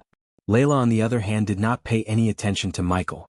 She just kept looking at the two pillars of light that surged toward the sky in the distance. Her expressions were mixed, grim while also pleasantly surprised. "What are you doing?" He saw her taking out Angel's Vena from her space ring. "I'm going to harness some energy from the pillars," she said before dashing towards the light pillars in the distance, giving him no time to stop her. "What?" Michael was astounded. Although the system did not clearly explain the origins or anything about the two energy pillars, he got a sense that they were not something he or Layla should meddle with without proper knowledge. "Stop her!" He heard the system scream in rage. The sound of the system almost made him feel like his head was about to explode. "Bitch, bitch, bitch." Having heard of the system scream and curse like never before, he rushed behind Layla to stop her from doing something incredibly stupid. Not because he wanted to save her, but he didn't want her to do something that could jeopardize his and the baby dragon's life. Chapter 166. As soon as Michael approached the two light pillars, he felt intense cold energy and scorching hot energy at the same time. His body suddenly jolted and his steps came to a screeching halt. His face immediately became bright red while a terrifying heat began to radiate from his body. He could only feel that scorching energy had entered his body, like a red-hot branding iron. It radiated with a terrifying heat that was destroying his body. Meanwhile, Layla's expression also changed abruptly. She immediately became sheet white. An extremely cold aura began to radiate from her and there were vague signs of the ground freezing. She had also encountered a situation like Michael, though the energy within her was frigid rather than scorching. Wherever the energy passed by, that part of her body became crystallized. With her level of strength, she shouldn't have even got closer to the first energies, yet she tried to harness both the yin and yang energy from them. As much as he loved to converse with the system, it was not the time, as he struggled to keep the scorching hot energy from his body burning him from within. Now the yin and yang from the first energies looking for a suitable vessel and your bodies cannot handle them right now. The system can use the first energies to come out of the safe mode, but the host must transfer the excess yang energy that just entered your body to Layla. How? The yang energy from the first energies radiated a terrifying heat in his body. He knew his body would not be able to withstand it for too long. His organs felt like they were on fire, producing waves of violent pain. Outside Michael's body, red ripples of air that were vaguely visible spread out. It was the heat from his body, and it caused the surrounding temperature to skyrocket. Are you still fucking sleeping? Even after everything he had gone through, the baby dragon was sleeping in his arms, snoring. He wanted to punch the baby dragon's little face after hearing him snore. Beside him, Layla sat on the ground with her eyes closed. Signs of agonizing pain could be seen on her face. She radiated with an extremely frigid coldness that formed a thick layer of ice in a meter radius around her, and occasionally he could feel an intense hot wave surging from her body. Michael and Layla were each absorbing the yang and the yin energies from the first energies. The characteristics of the two energies were polar opposites, contrasting sharply with one another. There are two methods to transfer the yin and yang energies between your bodies. Just spit it out, I can't resist much longer, Michael said hurriedly. In his body, the yang energy was like a burning flame that slowly inched its way toward his mind, while the yin energy within his body slowly began to crystallize his skin. Master, you and that girl beside you each absorbed the supreme yang and supreme yin qi. If you want to neutralize this energy, both of you must cooperate. You must cancel it by using a method to balance the yin and the yang and then absorb it. This will bring great benefits along with it, Xiang said. He carried a rather weird expression. Bang her. He almost stumbled down when he heard the system shout bang her in his mind, and for a second he thought he misheard the system. Are you kidding me? Having sex with her is the quickest way to neutralize the energies in your body and help the system come out of the safe mode. Don't be such a wuss, just go and bang her, host. You said two methods, what's the second method? Gritting his teeth, he tried to resist the energies from killing him, and in this struggling moment he failed to notice the yang energy, which is positive and flaming energy, slowly being absorbed by the baby dragon. Although the second method is difficult, it's the safest method to neutralize the energy without the host has to have sex with the woman. Well, kinda. What do? You mean, kinda? This method is like having sex but without physical contact. The previous owner of this body has learned about this method of neutralizing the yin and yang energy. The system brought the memories hidden deep within his kind to make him remember, because he was unable to recall them due to the excruciating pain he's in. Spirit walking. He mumbled the name of this method, but his face became even grimmer because this method was considered taboo, an act that was hated by all the cultivators. It was just like the system said, sex without physical contact. Some cultivators thought that this method would pollute their souls. However, Michael would rather choose the safest method than the quickest one. Besides, he considered having sex without the consent of the other one rape, and he would never stoop that low no matter what. Suddenly, the muscles on Michael's face began to spasm. His face was full of pain. The yang energy in his body was currently burning away at his vitality and flesh. It was as if scorching flames currently flowed at his chest, drawing closer and closer to his head. Meanwhile, Michael's entire body had become like a red-hot branding iron, now bright red. Arg! A howl resounded from the side. It was filled with pain. Layla radiated a surging coldness. The yin energy from the first energies had already turned half of her body into an ice sculpture. Why is this happening? Am I going to die here today? Her face was filled with confusion and regret. She had never thought harnessing this unknown energy she learned from her mentor would prove to be this deadly. Placing the baby dragon on the ground, he slowly walked towards Layla. This is all because of your foolishness, but I do have a method to neutralize the energies, the spirit walking. The moment he heard the two words spirit walking, she became torn between rage and shame. She glared viciously at him. If looks could kill him, he would have shred into pieces by now. What? How dare you? I'd rather die then dash. When she reached this point, her expression changed once again. She produced a moan filled with pain. The situation inside her body was worsening. She had already arrived at death's door. All signs of life were frozen within her as the yin energy had expanded toward her head. Even her soul would be frozen, and after that, the yang energy would burn her soul. Shut up. I'm not going to die with you. He became redder and redder. It was not only because of the yang energy inside his body but also anger towards her. The yang energy was roasting his body like a stove from within. If he did not have the system and the baby dragon unknowing for him absorbing the energy, This strand of yang energy from the first energies would have dissolved his body already. His gaze gradually became determined. Gritting his teeth, he directly lunged toward her and placed his head on her frozen forehead to start the spirit walking. Layla immediately snapped open her eyes. Her alluring phoenix eyes lost the calmness from before and were now filled with panic. She tried as hard as she could to raise her arms that were frozen to the point of absolute numbness in an attempt to push him away, but she just could not do so with the current condition of her body. What are you doing? You bastard. Go away. Her voice was filled with panic. She was a strong woman who protected the purity of both her body and her soul. Even if she died, she did not want to be sullied by others. It was all your fault, who said you to harness that fucking weird energy in the first place. He yelled at her before his consciousness slowly began to fade away. You bastard, go away. She wanted to push him away from her, but she was incapable of that. He tightly grabbed her shoulders to stop her from resisting. The coldness radiating from her just happened to be the counter for the yang energy. When he chanted the ancient words to start the spirit walking with her, the extreme coldness and heat from their bodies came together. There were vague signs of neutralization. It weakened the rigidness and scorching heat from both of them a little. Layla's deeply frozen body also showed signs of melting. Not long afterward, all the ice on her body melted and she was returning to her previous state. The system is creating the Omega level protection. 2% completed, 3% completed. Although the notifications in his mind were a piece of great news to him, he couldn't celebrate as the danger of the yang and yin energies remained. Arg, what are you doing? You bastard, let me go. She cried out as she struggled violently. She began to resist with all she had, sensing her spirit being intruded on by his. At this very moment, the energies within them had already reached their necks. Michael did not act like Layla. For him, spirit walking was not equal to having sex.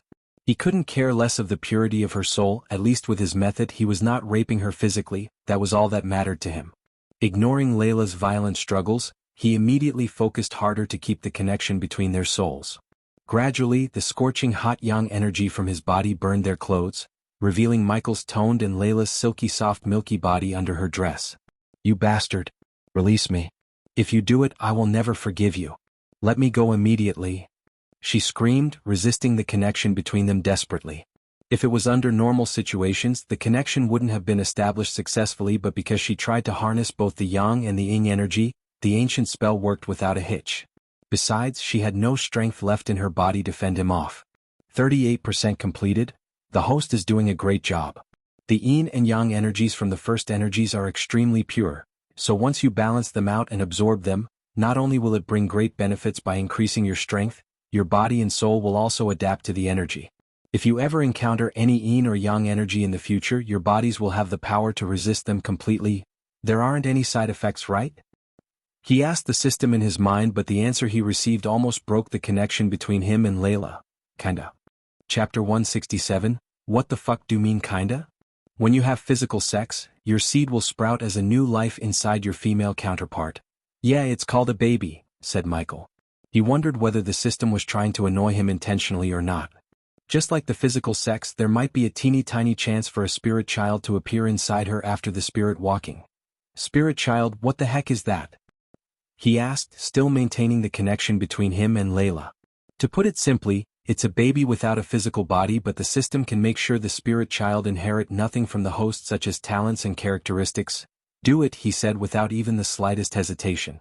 He did not have any idea of having a kid until he reached his goal of controlling the world. Besides, he was not in love with Layla and would certainly not have a kid with her, a spirit baby or a real baby. And can't you stop a spirit child from forming? There's only a little chance for a spirit child to appear through spirit walking. At the moment, the system cannot stop the spirit child from forming but can leave a mark in her body that would prevent the spirit child from inheriting anything from the host, whatever, he said before concentrating on keeping the connection between him and Layla and neutralizing the energies. Little by little he began to lose consciousness. 58% completed.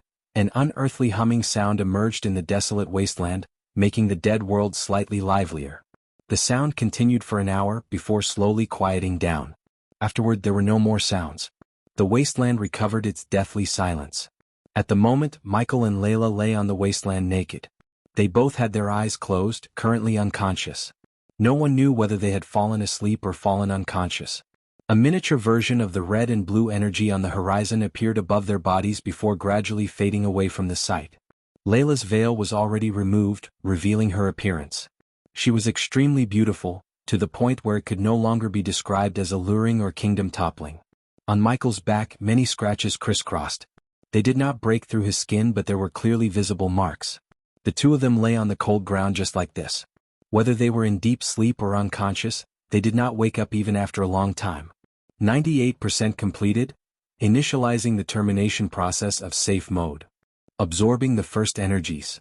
Forming a shield preventing the Omegas from detecting the creator energy. Shield successfully formed. The host has received a legendary gift box. Found excess amount of yang energy in the host's body. Activating energy devourer. Experience points converted 50,000. Experience points converted 100,000. Experience points converted 70,000. Congratulations to the host for leveling up. The current level is Body Strengthening Stage Level 8.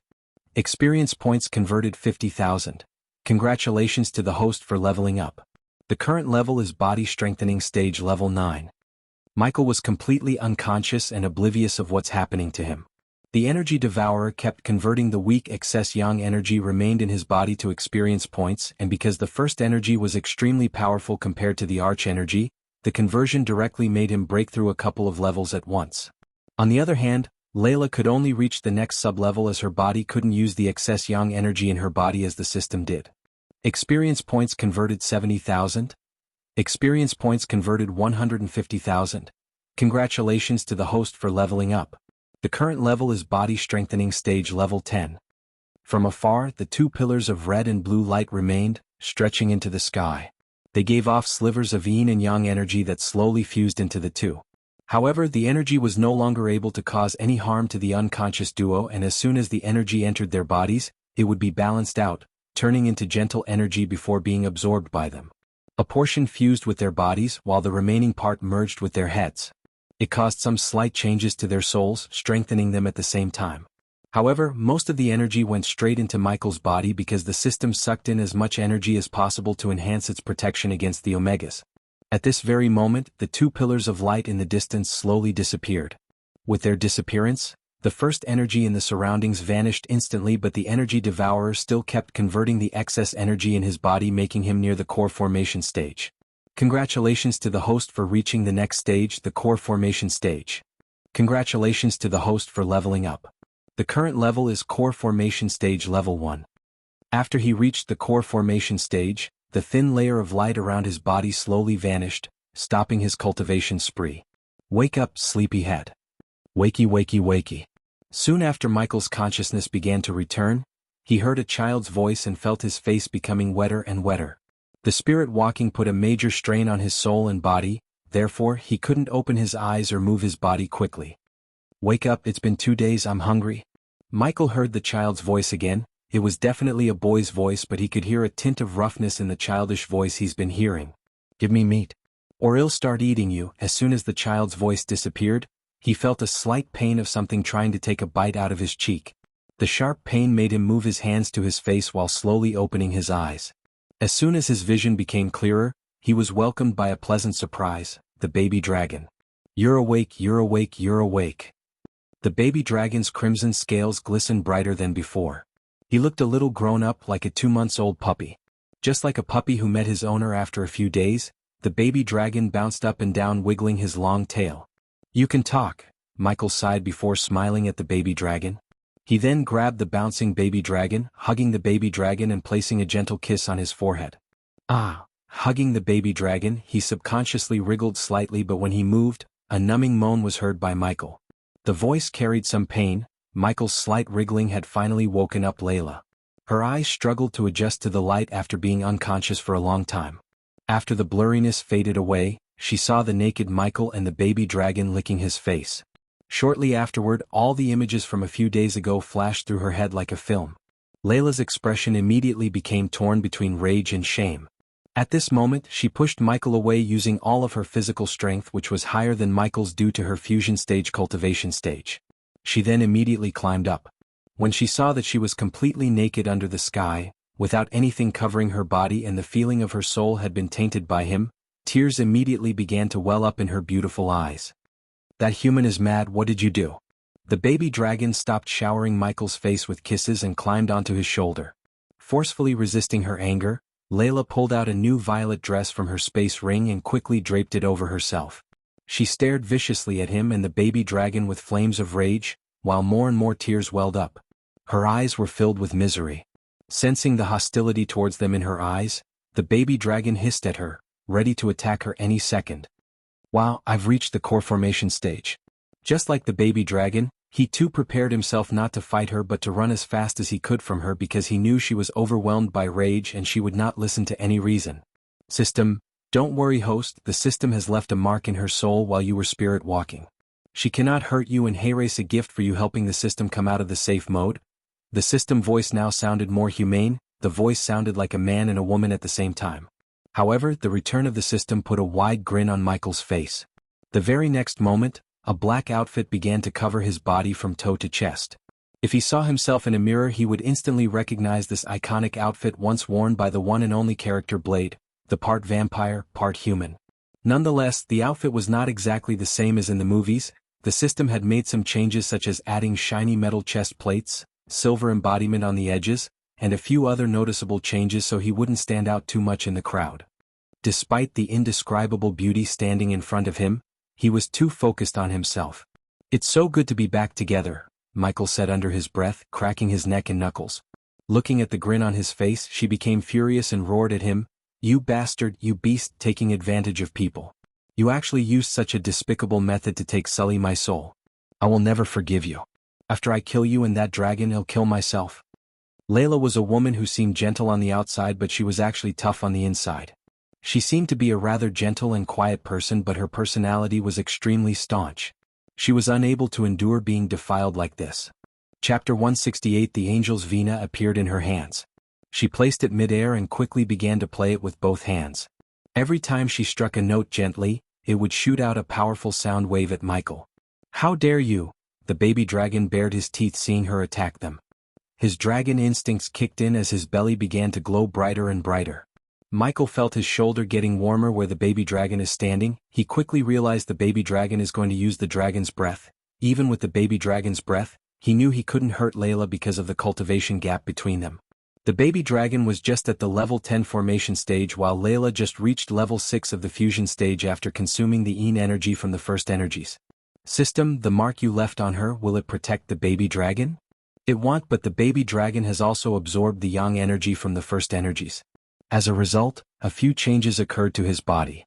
Now, if the baby dragon and she fought, it would be equivalent to Yang energy encountering the Yin energy. It would be nullified instantly, prevent the two of them from harming each other. As I said before, it is so awesome to be back in the game again. He was relieved to hear the answer, plus he now really began to appreciate the system more. The last few days had been an eye-opener for him. At first he depended on the system too much, and then he began to ignore the system as he didn't want to depend on the system too much. However now, the treacherous ocean made him realize one ultimate truth: he was put on this world with the system for a reason. In his mind the reason was to control this world. To be able to do that, unlike back on Earth, he must learn to depend on not only himself but also on the system. He decided to balance between depending on the system too much and ignoring the system. He had to find a middle ground. "Stand down, baby dragon, she cannot hurt us." "Really?" The baby dragon immediately cooled down, trusting Michael's words without a doubt. Michael then playfully rubbed the baby dragon's chin before starting to slowly walk towards Layla. This was his time to be the badass. "Calm down, woman, would you have rather preferred me to have sex with you than using the spirit walking?" Michael asked, slightly moving his body to evade her attacks. Layla's eyes had returned to the coldness from before and she quickly played the vina with her two hands. Each note produced was filled with killing intent, shooting toward Michael. The sound waves grew denser and denser, blotting out the surroundings.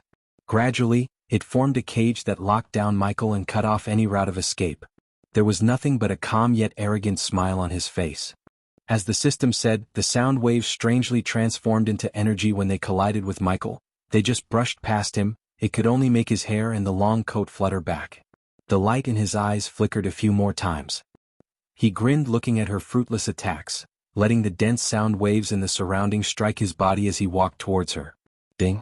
Congratulations to the host for successfully being a badass. The reward is 2,000 badass points. the sound waves struck Michael like moths flying to a flame. However, with no exceptions whatsoever, the sound waves were unable to harm him. That tickles, Michael giggled playfully, driving her crazy. The baby dragon also let out an arrogant smile and stood on his shoulder, chest puffed out, head straight like he was a king standing in front of his subjects. How is this possible? Seeing that her attacks were unable to harm Michael, she also revealed a shocked expression. Afterward, the melody she played changed and she cried out, "Smiting angel, come forth." The Smiting Angel was one of the relatively more powerful melodies that Layla knew. It used the vina to confuse people, causing their souls to vanish and disperse into the surroundings unknowingly. It was a terrifying melody that killed without any signs, and it was impossible to guard against. The gentle vina notes resounded through the surroundings. It seemed to be filled with a certain charm, calming down everything in the world at that very moment. Even the gentle breeze in the area stopped.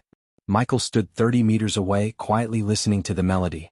He could naturally feel that the vina notes concealed a killing intent, but when he heard it, he did not feel anything. It was as if they could not affect him at all and posed no harm.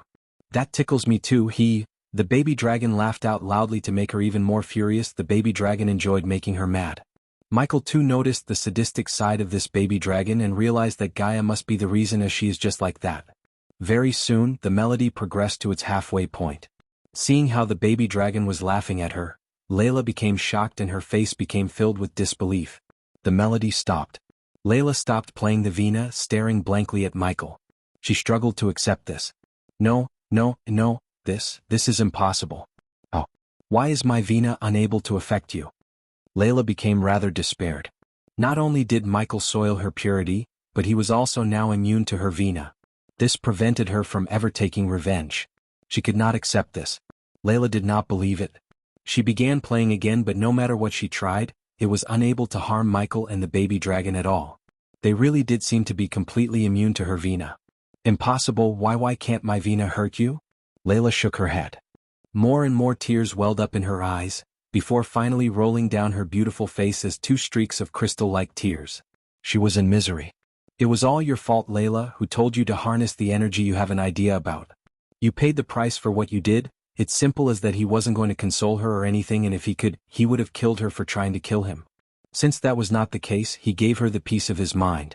She was shivering in anger and feeling helpless. She wanted to rip them to pieces, yet she couldn't even barely hurt them.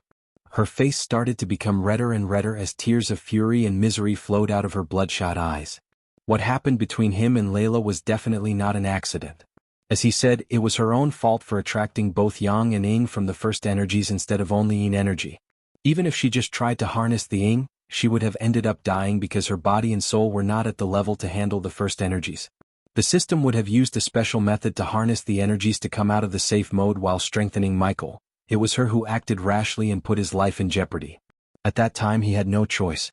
He needed to survive. Even if he could travel back in time, he would have still done the same thing.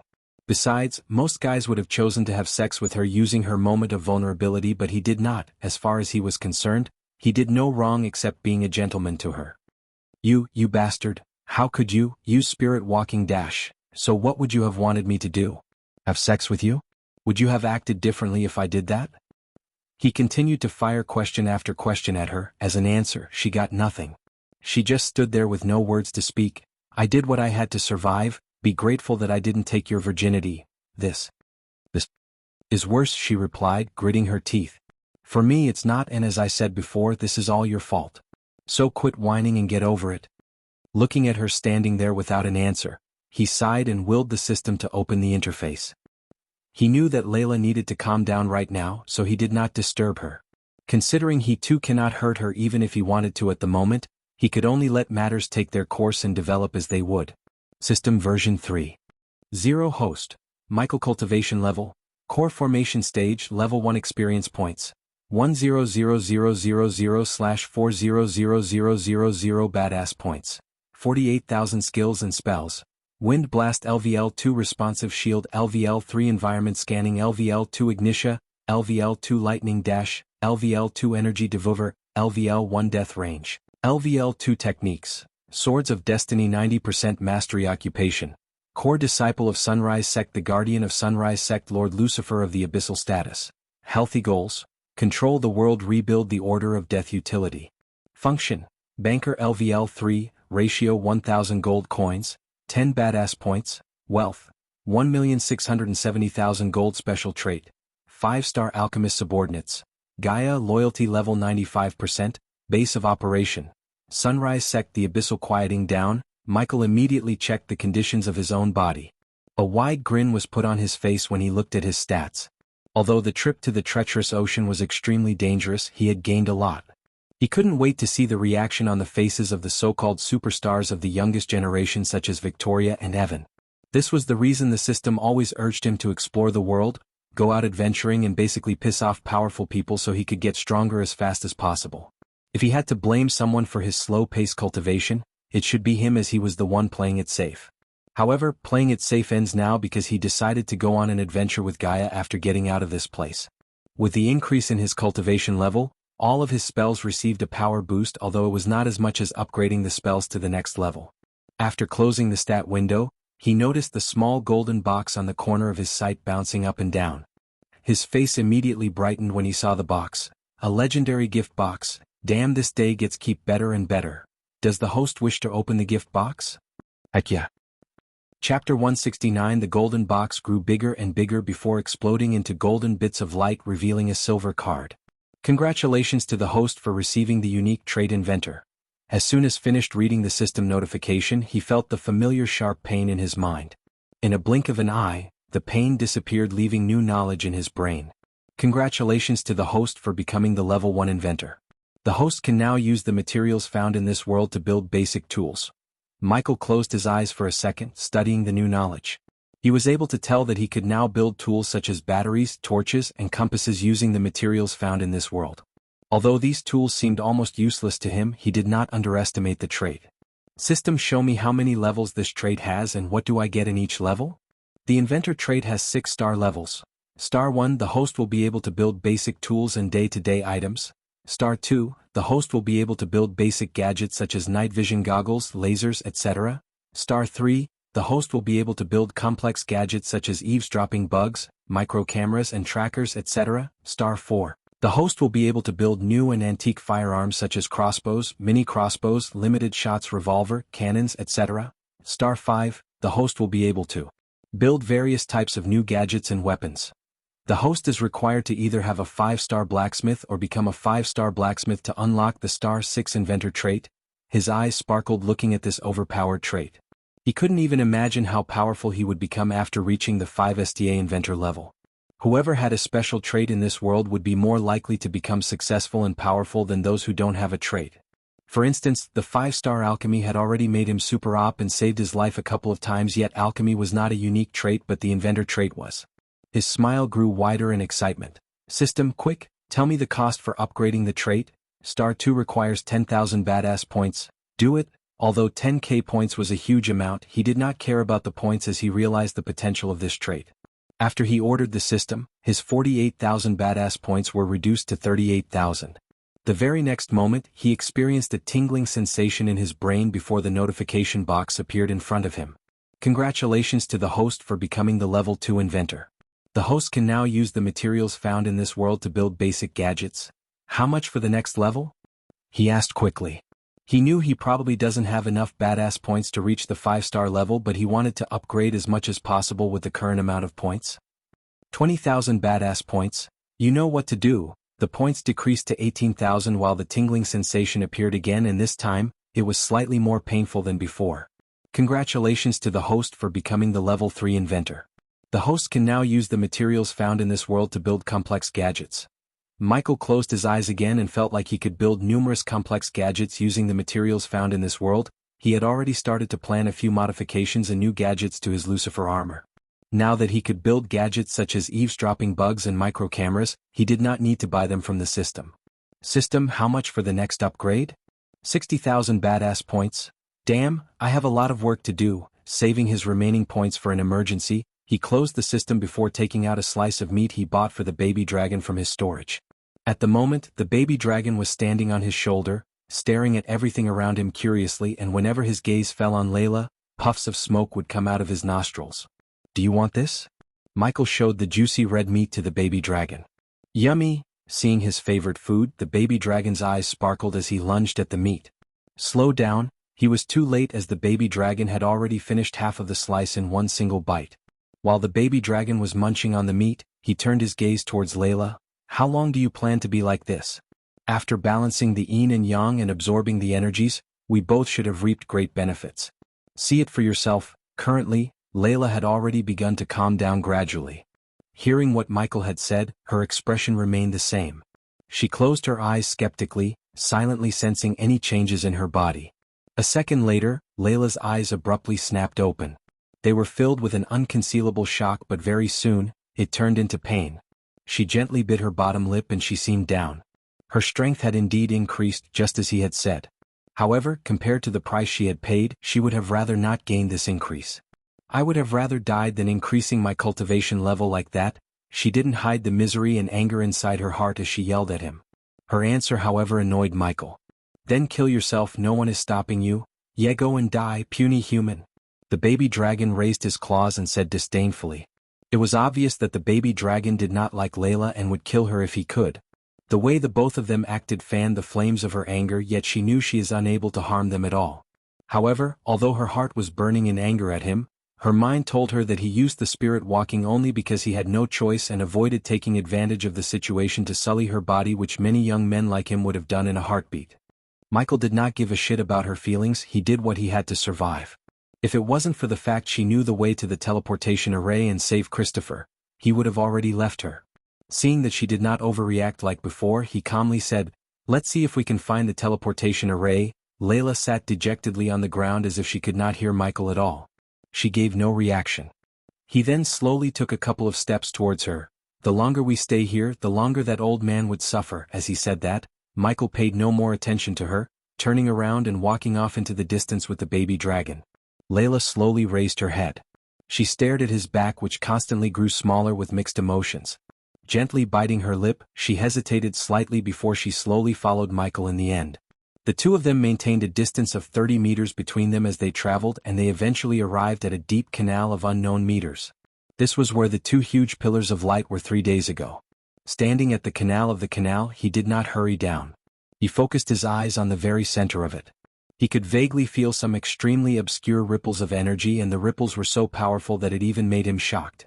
The system can sense the energy signature of the teleportation array. He sighed in relief, seeing that he's on the correct path. What's down there? I can vaguely sense powerful energy coming from this hole.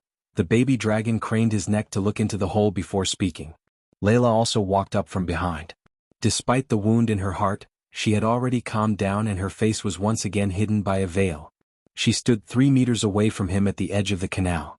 At the same time, she looked down into the very depths with her eyes that were still filled with misery. She could obviously feel the extremely obscure but powerful ripples of energy too. After hearing the system and the baby dragon, he looked at the dark hole vigilantly.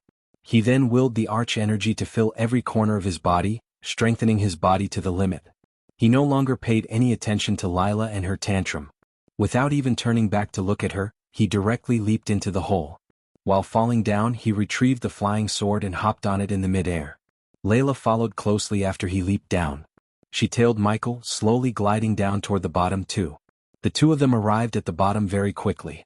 The bottom was flat and had a diameter of 100 meters. 2 balls of powerful light floated quietly at the center. The balls were 2 meters off the ground. One ball seemed to have been made of water, which radiated a bright blue color, while the other seemed to have been made of fire, radiating fiery red color. "The first energy stone," the system exclaimed as he was staring at the 2 balls of energy with interest for a while before he slowly walked over. The baby dragon and Layla also looked at the energy balls, observing them curiously. After he sensed a slight surprise in the system's voice, he wondered whether he could use the balls of energy to further advance in the cultivation. However, as soon as he reached 30 meters from the energy balls, a white figure appeared silently to block Michael's path before the baby dragon and Layla fell unconsciously on the ground. Chapter 170. The sudden white figure frightened Michael greatly. His instincts kicked in as he immediately activated the lightning dash to retreat before grabbing the unconscious baby dragon from the ground. After retreating several meters away from the figure, he stared vigilantly at the figure that had just appeared. Only now did Michael see the figure's appearance clearly. He was a middle-aged man who seemed to be in his late or mid-40s, but the man's calm face still contained the residual handsomeness of his youth. He did not seem like the average man, his distant eyes were filled with calmness as if he had no worries. The man radiated a noble holy aura that would make a commoner kneel down to worship him as a god. However, his body seemed rather ethereal. He did not seem to be corporeal. With the appearance of the man, an indescribable pressure immediately began to permeate the surroundings. At this very moment the entire world seemed to freeze, even time stopped. He was familiar with this feeling, it was just as whenever he entered the system. Warning. The host is under a telepathic attack. Immediate firewall against telepathic attacks recommended. Does the host wish to upgrade the firewall to level 2? The upgrade will cost the host 8,000 badass points. Do it. He was experiencing a mind-exploding headache as someone was hitting him in the head with a hammer. The pain gradually lessened after he ordered the system to upgrade the firewalls that he previously used against the Silver Moon Girl's telepathic attract to level 2. He then sent a jolt of lightning through the baby dragon's body to wake him up. And system, scan the place for the teleportation array and notify me when you're ready to teleport me away. Grr. What just happened? Well, what's that? The baby dragon hissed angrily before being shocked by the ethereal figure floating in front of them. Layla was lying on the ground without moving. Just the pressure from the man was enough to make her lose consciousness. Half immortal. This thought occurred to both Michael and the baby dragon. The man floated 3 meters in the air. He stared fixedly at him and the baby dragon, while a sliver of shock appeared in his eyes, and soon, the surprise turned into a fit of anger. Dark Lord. Michael's face immediately became grim hearing the man identify him as Dark Lord somehow. However, Michael did not plan to bluff his way out because he had already sensed this man knew exactly who he was. Knowing that there's no point in acting innocent, Michael willed the system to equip Lucifer's suit of armor because if this old man was looking for the Dark Lord, he should meet the Dark Lord. This time the ethereal figure stared at him speechlessly in a sudden shock, and it was not only him but the baby dragon also looked startled to see Michael in this form. Who am I talking to? He asked the man while slowly walking towards him. The man who hunted down your followers and killed them like they were a bunch of wild dogs even before you appeared in this world. The fifth Supreme Guardian, Andreas MacLeod. Andreas MacLeod was the Supreme Guardian of the Guardian Guild. When the Elon continent was controlled by the Order of Death in ancient times, it was him who emerged at the most crucial moment after all the powerful and influential organizations at that time were controlled by them. He single-handedly killed many powerful members of the Order and led a group of Elder Guardians to eradicate the Order by himself, preventing the Order from reaching out to the rest of the world. This was the reason why the continent had its current peace, because the Order of Death was an evil organization that did countless evil deeds across the continent. A sliver of surprise flashed across Michael's eyes, and the man who tried to kill me ever since I stepped into the treacherous ocean and failed, he sneered without even a hint of fear in his heart. Although the ethereal form in front of him was half immortal, Michael believed that he couldn't harm him because if he could, he would have done it by now. The pressure around Michael increased significantly, but the newly upgraded firewall kept the pressure from reaching both Michael and his pet. But quickly the pressure disappeared from the place as an arrogant smile appeared on Andreas' face. Leave this world while you still can, Dark Lord. You have some nerve, you're nothing but a sliver of left-behind soul, the baby dragon spoke in Michael's stead. The man turned his gaze towards the baby dragon. So it's true, Idris' descendant has a forest dragon as his foe. He then turned his gaze back at Michael. Thousands of years ago, the Guardians eradicated the world of your followers, Dark Lord. They will do it again, and this time, they will end the darkness once and for all. The world is and will be better without you. Ha! Michael burst into evil laughter after hearing the man. The man seemed to have really believed the fact that the world is in better shape now. Do you really think the world is better now? How long have you been stuck here? Michael questioned the man and continued, and don't even start me on the Guardians, they are now just a bunch of corrupt politicians. This world is not better, this world is sick, and I'm here to cure it, and if your Guardians stood in my way, I will tear them apart. The baby dragon felt the cold murderous aura he's radiating while speaking and realized he was not kidding around. Humph, don't act like you care, all you want is to control and rule this world, strip away everyone free will, make the people in this world your slaves. I don't know anything about stripping away free will or making people my slaves, but controlling and ruling the world is just what I'm going to do. The Guardians can try to stop me. The man just stared at him in silence for a few seconds before replying with a calm smile. Don't be too arrogant, Dark Lord. The Guardians may have turned into what you claim, but there will be Guardians who would gladly give their life fighting you, and my successor is already growing stronger each passing day. Michael took a note in his mind about the next Supreme Guardian. If he could find that one, he would kill him or her and eliminate a huge threat, but he Already knew it won't be that simple. And don't even think about killing my successor, I made sure he stays safe from you. Like Andreas read his mind, he spoke with utmost confidence. You already marked his death the moment you put him against me. If he ever tries to stop me from achieving my goals, he will die, and I don't make threats, I make promises. He will have an army in his command, an army that will hunt you down and kill you. Keeping my successor safe was not the only thing I did, Dark Lord. If you ever try to build the Order of Death again, the Guardians will find you. So you're just a one-man against an army? He is not alone, the baby dragon said, roaring at Andreas. See, I've already begun to build an army to fight against the Guardians. Guardians are not the only ones you should be worried about, Dark Lord. Each and every champion of the great clans will unite to fight against you, Idros descendant, and my successor is just one of the. Under the black mask, Michael frowned slightly. He knew he would be eventually fighting against the Guardians, but after seeing the confidence in Andreas' eyes, he was sure that each great clan has its own version of supreme guardians and would fight him in the future. However, instead of worrying, he began to feel the excitement rising in his heart because they don't have what he has, the badass system. You just made my life a little easier by telling me all these pieces of information. Before coming here, Guardians was my only target, but now, I will start breaking down all the great clans one brick at a time using any means necessary. After all, in the Dark fucking Lord, the tension between them arose as they both stared at them without uttering a word. Soon afterward, Michael's gaze fell on the two energy balls behind the ethereal figure of Andreas. Looking at his gaze landing the two energy balls, Andreas waved his hand as the two energy balls came floating towards him. Let me guess, you are keeping this for your successor.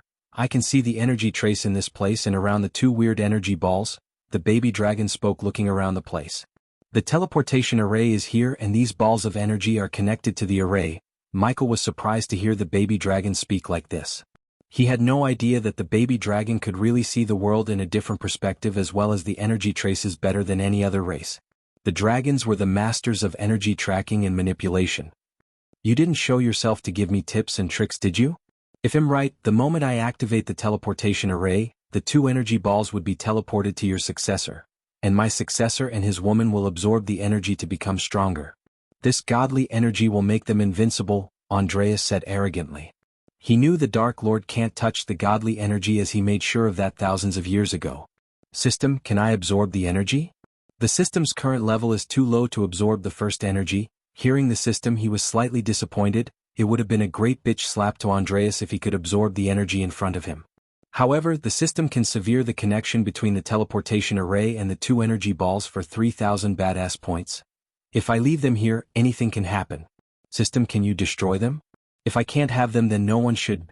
Yes, the system can destroy the balls of energy for 5,000 badass points. Chapter 171. The moment he heard the system, an evil grin appeared behind his black mask. Standing from the opposite side, Andreas saw a dark and extremely powerful energy gathering around the Dark Lord's both hands. He creased his brows seeing the dark energy as the Dark Lord spoke. You said that you killed my followers like a bunch of wild dogs and the Guardians will do the same to me. But you forgot one important thing, Andreas. Michael slowly stepped forwards towards the balls of energy hovering in the sky beside Andreas. The closer he got the energy balls, the denser the dark mist around his hands became. When you play with the devil, you'll end up in hell. After these words escaped his mouth, he reached out to grab the floating balls of energy. Andreas' eyes widened as much as they could, staring at the Dark Lord grabbing the balls of energy. The two balls struggled, vibrating violently under his grasp, but the dark mist quickly surrounded them. As the dark mist surrounded the two energy balls, they started to struggle less and less before finally completely vanishing off into the dark mist. How is it can't be? Andreas stuttered. He never thought the godly energies he spent half of his life searching could be destroyed by the Dark Lord in a couple of seconds. Just as the Order of Death, the Guardians also had an oracle who warned them about the Dark Lord, but nobody took the badass system into the equation. Soon after Michael destroyed the two energy balls, the ethereal form of Andreas began to flicker. This sliver of soul is dissipating, the baby dragon said, coming out of his shock of seeing Michael destroy the two energy balls. Andreas could only stare at the Dark Lord and pray that his successor could defeat the Dark Lord, who seems more powerful than he had imagined. At this moment, he really doubted whether what he left behind was enough to help his successor beat the Dark Lord or not. After what he had just seen, he realized that it was definitely not enough and hoped the gods would help his successor on his path to defeat the darkness. Thank you for everything you said, old man, it was really helpful. Michael waved his hands snickering before the ethereal form of Andreas disappeared from his sight completely. On the ground, Layla's body slightly moved as she slowly opened her eyes, regaining consciousness. He quickly unequipped Lucifer's armor and equipped the armor he was wearing before. Down, he whispered to the dragon, falling on the ground to pretend he too was unconscious. The baby dragon did not ask any questions as he followed Michael's lead. What just happened? Layla opened her eyes to see Ghost and the baby dragon slowly waking up. I don't know, Michael said, gently lifting the baby dragon from the ground. Both of them struggled to stand on their feet. Layla was really struggling while Michael and the baby dragon just pretended to be. He let out a sigh of relief thinking about finally leaving his place, looking toward Layla. Layla, we should leave. Layla glanced at Michael. She forcefully restrained her voice and did not say anything.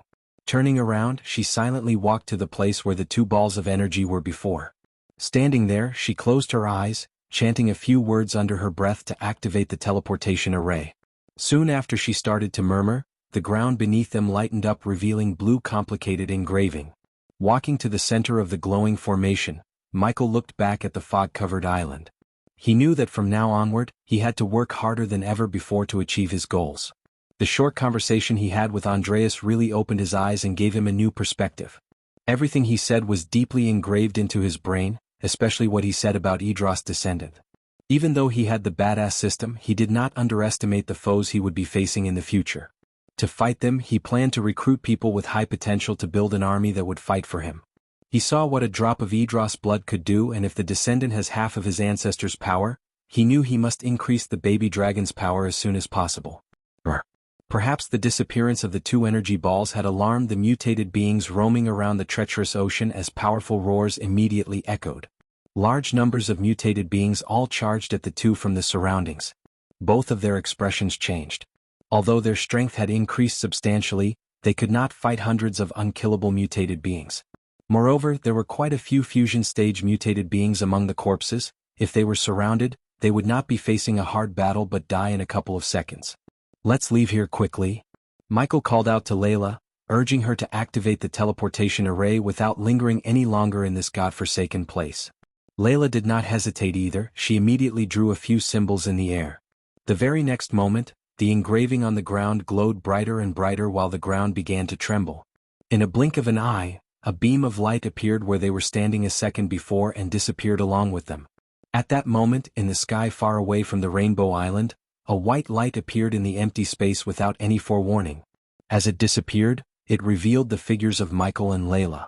The two of them finally returned to the world of living from the treacherous ocean. As soon as they emerged from the light, Layla immediately became a blur that flew off into the distance with unbelievable speed.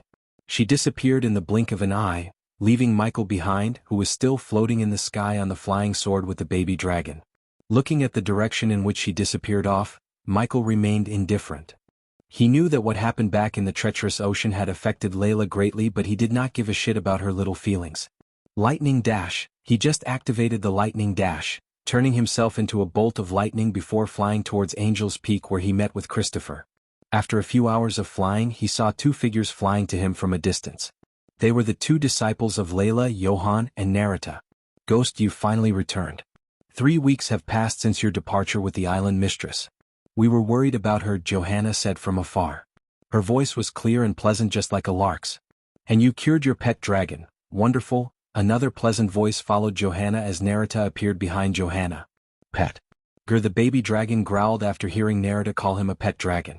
Although the baby dragon never spent any time with his mother or his siblings, he did inherit all the qualities of the proud dragon race.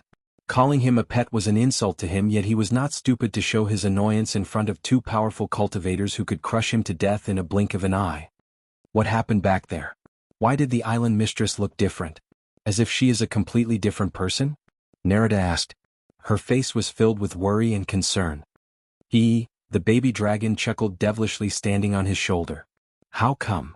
Michael asked curiously. As soon as the mistress returned, she gave us the demon dragon's hearts and entered the back mountain to go into seclusion. She paid no attention to us no matter how many times we tried to talk to her. All these years I studied under her, I have never seen her like this. What happened to her? Johanna's face was filled with the feeling of being wronged.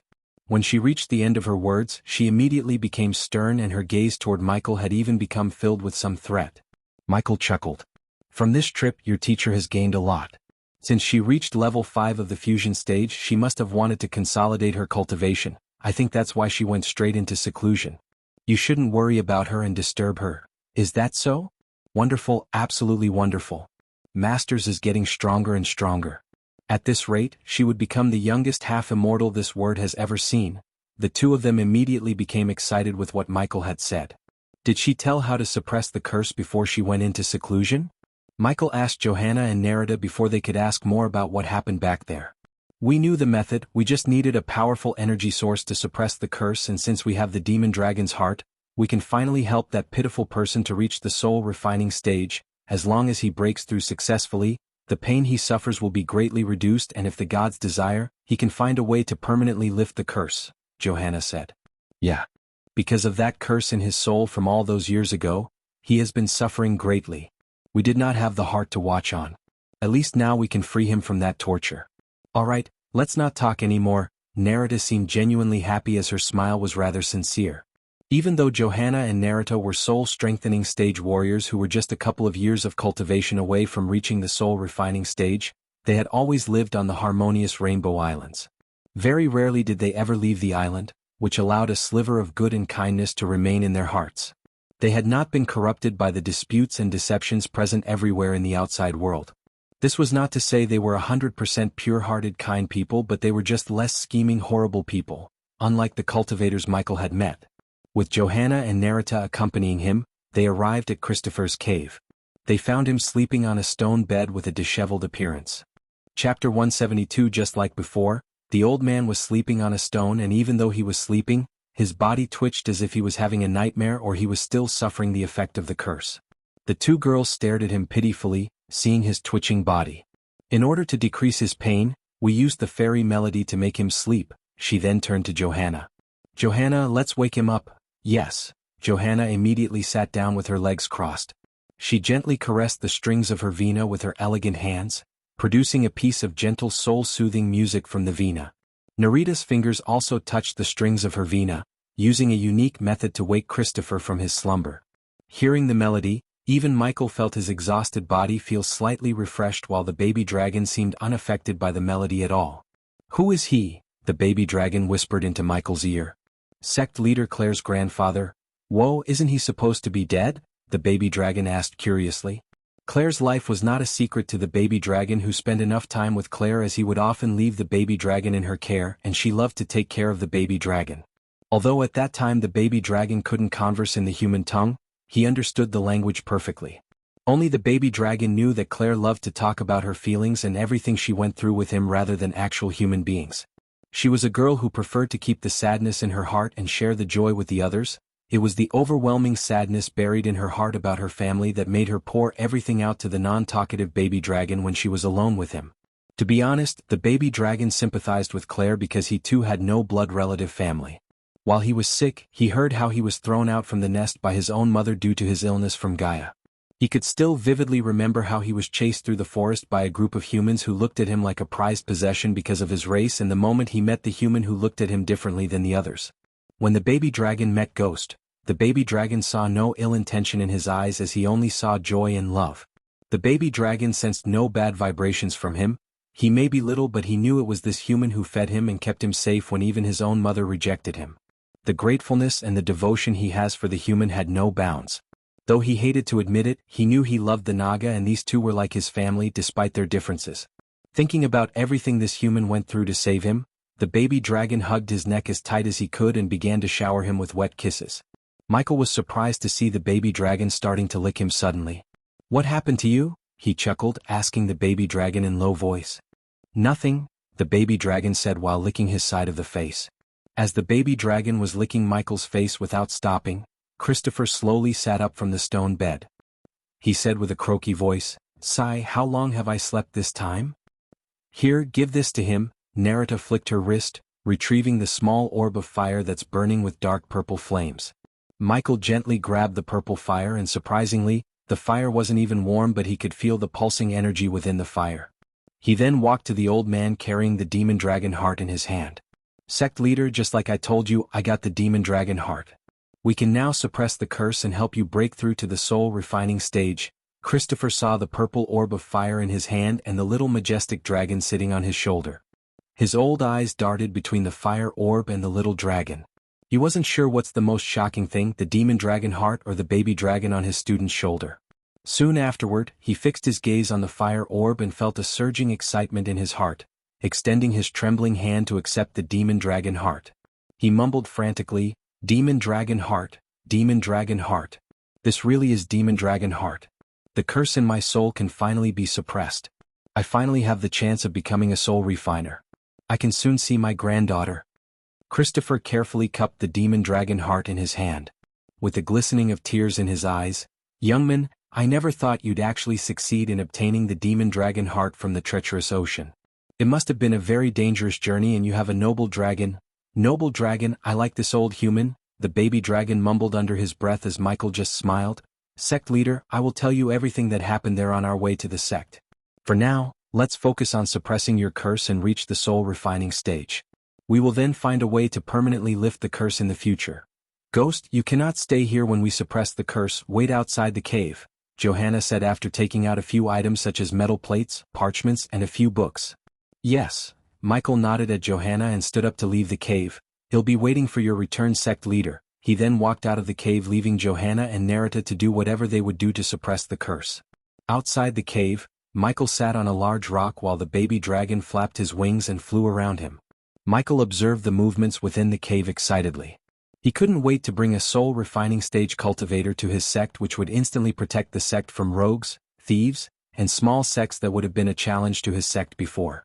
Furthermore, he would not need to buy something from the system to protect his herbal garden. Coupled with the Broad River sect takeover, he was positive that the base of Operation Legend would increase, which could provide him with surprising benefits. These matters aside, when he thought about the snake girl who would be waiting for him, he couldn't help but smile looking at the horizon. While Michael was in the treacherous ocean, the forest was humble, gloomy, and prospering. Its canopy was ruled by birch, ash, and linden, who provided just enough openings for the moonlight to pass down for a mosaic of shrubs to rule the sloping and slanting ground below. Coiling vines suspended from the occasional tree, and a range of flowers, which were seen occasionally, added some color to the otherwise jade scenery. A disharmony of animal sounds, which were caused by rummaging critters, echoed in the air and formed a chaotic orchestra with the occasional roar of a large animal trying to scare away predators. Hidden among the sea of trees, there was a campsite with several large huts, and in the middle of the huts stood a cabin. At the moment inside the cabin, the light coming from the torches reflected on two figures. They were hanging from the ceiling and tied with iron chains. Slowly, the cabin door creaked open to reveal a sturdy man with two bodyguards who stood 7 feet in height. They were neither too thin nor too muscular but had a lean body. The most iconic feature of these bodyguards was their faces. They resembled the wolf, and one did not need a special glass to identify them as the Beastmen. "Release me. Do you know who I am?" The one who was hanging from the ceiling ruffled the chains and shouted at the man standing between the two Beastmen. "Of course I know who you are, Mr. Jurdy, the infamous cousin of Minister Bobby Jurdy." The man walked out of the shade cast by the two Beastmen and showed his face in the torchlight. The man wore a hat with colorful feathers on it and wore an eye patch covering his right eye. From above his left eye to his chin, a long deep scar could be seen. He slowly walked towards the man and ran his fingers through the man's face, and then he moved to the figure hanging next to him. "Get your filthy hands off of her." The man rattled his chains, violently shaking his body. "You have a beautiful wife, Mr. Jurdy. Too bad she's a first-class bitch and a devil reincarnate." The lack of light in the room prevented anyone from completely seeing her face, but the dim light cast on her face did make the two wolves-faced beastmen lick their lips. "I heard she loves to set commoners on fire. Did she recently burn a family of commoners alive because they came to work 5 minutes late?" he said before brushing his hand on her face and the cloth wrapped around her mouth. Don't you dare touch her," Mr. Jurdy shouted as his wife let out a muffled groan. "Release us. They'll pay you. I have gold." "Thousands of gold?" Mr. Jurdy began to shiver in fear. He thought they would immediately release them after he told them who he is, but seeing they did not give a shit about his identity, he tried to get out of captivity by paying them. "Oh, we don't need gold, Mr. Jurdy. We are in for this for the greater good and for our God." There was a moment of silence after he finished his sentence. He then slowly unsheathed the short dagger hanging from his waist, Lucifer. Chapter 173. The man with the hat was standing in front of Mr. Jurdy and his wife, but this time, they did not even move an inch. Inside the cabin, only a sound of water drops hitting the puddle of water could be heard, except it was not water and water puddle but the blood of Mr. Jurdy and his wife. On the corner of the room, two severed heads were still rolling and Mr. Jurdy's head still had its eyes opened, overwhelmed with shock and fear. Captain Quinn. The cabin door creaked open to reveal another wolf-headed man, but he was not as tall or dangerous looking as the two bodyguards behind the man who just killed Mr. Jurdy and his wife. What is it? Quinn still had a calm smile on his face regardless of the fact he just beheaded a rich couple of the royal land. One could see no fear in Quinn's eyes, but rather he seemed excited to kill these nobles. Captain of the reconnaissance team has returned and he's waiting for you in your hut, the wolf-headed guard said, lowering his head as a sign of respect and fear towards Quinn. Then let's not keep him waiting. Quinn sheathed his dagger, taking a few steps toward the door. Leave the bodies in the usual place, Quinn said to the newly arrived wolf-headed guard before leaving the cabin. Just before the events of Mr. Jurdy and his wife's killings, somewhere else in the Elan continent, a majestic manor made of gray stones stood between rocky mountains and a sea of trees. There were no movements or living beings around the manor. One would expect workers to work around and in the manor, but there was no one except a few figures descending from the sky into the manor through the open roof. After a while these figures entered the manor. They walked into a spacious hall where a large round table was located. 6 fancy chairs made of fine wood and soft cushions situated around the table at an equal distance from each other. Soon, one by one 4 of the figures who just entered the room sat on the chairs. Just after all the 4 figures took their seats, 2 more figures entered the hall. Senior Guardian Peyton, Senior Guardian Zanali. The 4 of them immediately recognized the 2 girls entering the room. When they were about to stand up to show their respects, Peyton just waved her hands wordlessly, telling them not to bother. Each one of you is here because you were cherry-picked by me and my junior sister Zanali to be a part of an important mission. This mission will be the first step of something greater. While Peyton was talking, Zanali flicked her wrist as a whiteboard with numerous portraits of people appeared beside Peyton. Now before we go over to this, Peyton pointed her finger at the whiteboard and continued, let's be clear of something, this mission is totally off the grid. Only me, my junior sister, and the Guardian Captain Gerard know of this mission we are about to start. However, if any of you decides to open your mouths about what you're going to hear in this room, you'll be treated as a traitor of the Guardians, and you and anyone you are close to will be either killed or exiled from Elan continent. If you want to leave, this is your chance. Peyton glanced over to the 4 humans sitting around the table. 3 of them were male and the last was a female. They all wore identical white cloaks to cover their faces as they were instructed by Peyton. Peyton nodded as she was expecting that they won't leave the hall. She then turned her gaze towards the whiteboard and snapped her fingers as the whiteboard became brighter, revealing all the portraits of the people and a portrait with a big question mark drawn on it. People, welcome to Operation New Dawn. On the whiteboard, the portraits became clearer, and if Michael was here he would have definitely recognized 3 of the portraits among them, as 3 of the portraits had the faces of Gaia, her real face, Victor who is a rogue cultivator, and himself. New Dawn is a mission to take care of the potential threats to the Guardians even before they could become a potential threat. Currently there are 17 threats on the boards, each of you will take 4. As the first step of your mission, you will keep your targets under your surveillance 24/7, you will get the spells, runes, and everything you need to accomplish this task. If your targets didn't do anything suspicious or commit a crime, let them be and continue the surveillance. But if they did something, anything like breaking a law set by the king of the place they were at, or fraternize with people marked as criminals by the Guardians, or even kill a bunch of useless commoners, you have the permission to make them disappear forever. A slight murderous aura emerged in her beautiful eyes. With the exception of one, Zanali spoke in a gentle manner, pointing her finger at Gaia's portrait. Her name is Gaia, the most wanted criminal of Nagaland. She had killed 260 prisoners, bribed king's men, attempted to murder her own family, and committed many other sins over these past years.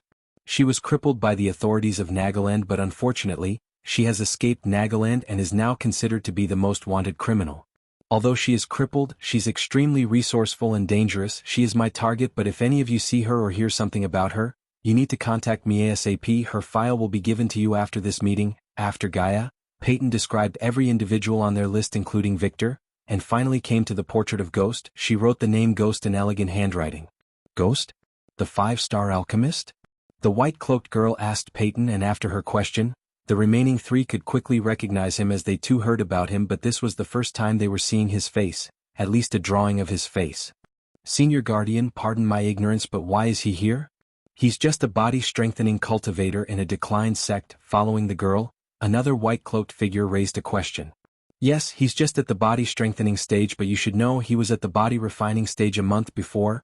The girl and the man who asked the question stared at Ghost's portrait with their mouths slightly opened. Until now they only thought of him as a 5-star alchemist and did not know about his heaven-defying cultivation speed. Now they realized why he is on the potential threat list, because they knew if he continued to grow stronger at his rate, he would be half immortal or even immortal in a couple of decades. At that time, it would be near impossible to neutralize him unless the Guardians used the power of the entire guild. Whoever gets him as the target must treat this very seriously.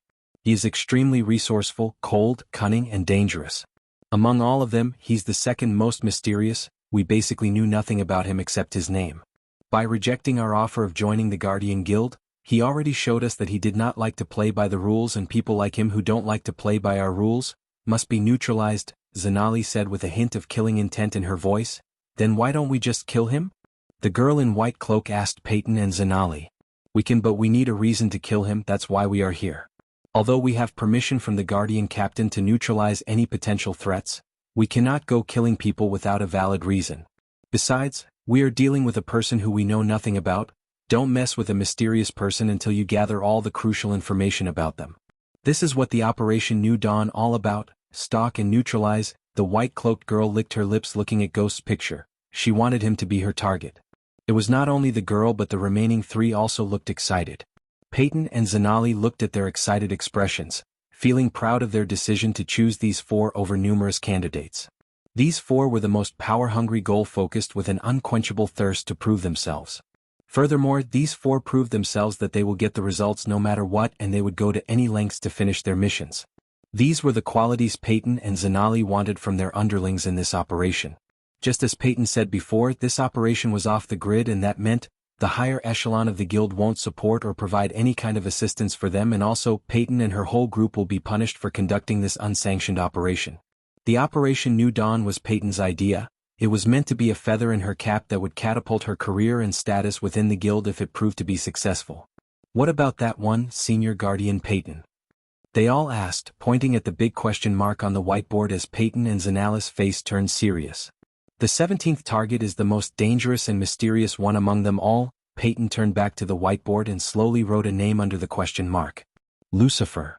Chapter 174. A few hours after they started the meeting, Peyton and Zanali sent the four of them on their way, giving them 4 files that contain the information of each of their targets. Standing in front of the whiteboard, Zanali stared at her big stepsister's portrait. Her eyes contained a tinge of hatred but also a slight sorrow. Zanali, don't you have somewhere else to be right now? Peyton noticed her junior staring at her sister's portrait and asked. She knew the history between Zanali and Gaia, so she could understand Zanali's feelings. Peyton also knew that although Zanali hated her stepsister for everything Gaia did, she still had a soft spot for her in her heart. After all, she was her sister. Yes, I have to go pick up the bodies in the usual place. Zanali retraced her gaze away from Gaia and looked at Peyton. Make sure no one follows you, especially the holy guards. We need to cleanse the kingdoms using Lucifer's name, but we need to do that without leaving any trace that could lead back to Guardians, said Peyton. Senior, do you really think the real Lucifer will take the bait and try to send a message by killing a noble himself? I'm positive people like him have an ego. If his sole purpose was to kill evil as he claims, he wouldn't have presented his victims in a gruesome manner. He wants the people to see his handiwork, and since we are hijacking his thunder, he would definitely come out of his hiding, and when he does, it either us or the holy guards who would put an end to him. Peyton looked so confident as Zanali really believed that her prediction about Lucifer would be true. However, Zanali still had some lingering doubts and hesitation about Peyton's plan of killing the nobles and using them as the bait to catch Lucifer while getting rid of nobles who had prior criminal records. Just by staring at Zanali's eyes, Peyton could tell she's still not 100% on board on her plans. Sometimes, even the good guys gotta do bad things to make the bad guys pay. Do you understand me, Zanali? I do, Senior, it's just that I quite don't like that human Quinn, Peyton chuckled, patting her junior on the back. You don't have to like the tool to get the job done. After we get what we want, we'll just get rid of him too. After all, he's one of the wanted criminals of Royal Land. Peyton's beautiful smiling face quickly turned cold and murderous. Seeing her transformation, even Zanali felt freaked out. Senior, I still think that we should have brought Noah and Alicia into this operation. Peyton just waved her hands showing her disagreement. No, Noah is not the material to work outside the moral codes. He would ask too many questions. We needed people who would do what we say without asking a question. Noah and Alicia are not those people. Besides, you'll be emotionally compromised if I bring Noah to New Dawn. The sudden statement startled Zanali before a slight shade of redness emerged on her face. Peyton chuckled again. You like him, don't you? Senior. Zanali stomped the ground, her face completely turned red. What? Do what you want but just don't act too quickly. Your people still have resentment towards humans. Zanali nodded after hearing Peyton. The Nagas had resentment towards almost all the races because they thought they were better than everyone else. After the disappearance of the Dragon Clan along with thousands of dragons, the Nagas' power increased significantly, and under Gaia's mother's rule, Nagaland entered into a golden age where they dominated all the races and reigned supremacy. Unfortunately, the Nagas' supremacy started to decline after Gaia's father took the throne and married Zanali's mother. Zanali always believed that Gaia's mother's way of doing this was wrong and lawless, but here she's doing exactly what she initially hated Gaia for. 3 years before Michael's arrival to this world, under the scorching hot sun and above the burning hot sand, a large group of warriors wearing only a simple leather cloth to cover their genitals. Some of the warriors had toned bodies with cut muscles while the others looked like professional bodybuilders with their beastie muscles. Other than the similarity of no fat in their bodies, they all had cuts and bruises over their bodies, which they viewed as their prized possessions. Among these warriors, 2 men stood out with their golden hair and handsome faces, and once could not tell them apart because of their identical faces. Titus, Optimus. The twins dropped their short swords to the ground and walked out from the other warriors when they heard their doctress, who trained them to be the best gladiators in the entire Myral kingdom. The man who called them doctress was a tall black man with no hair on his head. He had a lean body and a whip was hanging from his waist. Dominus is calling for you. Titus and Optimus' faces brightened immediately. They were gladiators of the Ludus Gallio for 5 years, and their time has finally come to be the freemen.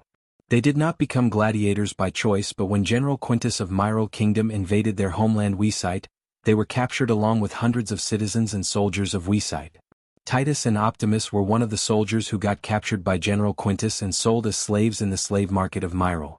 Because they were soldiers and good at close combat, a nobleman called Gallio Tuccius Cethegus bought the 2 of them and put them into the training to be the warriors who fight to the death for the entertainment of Southerners, the gladiators.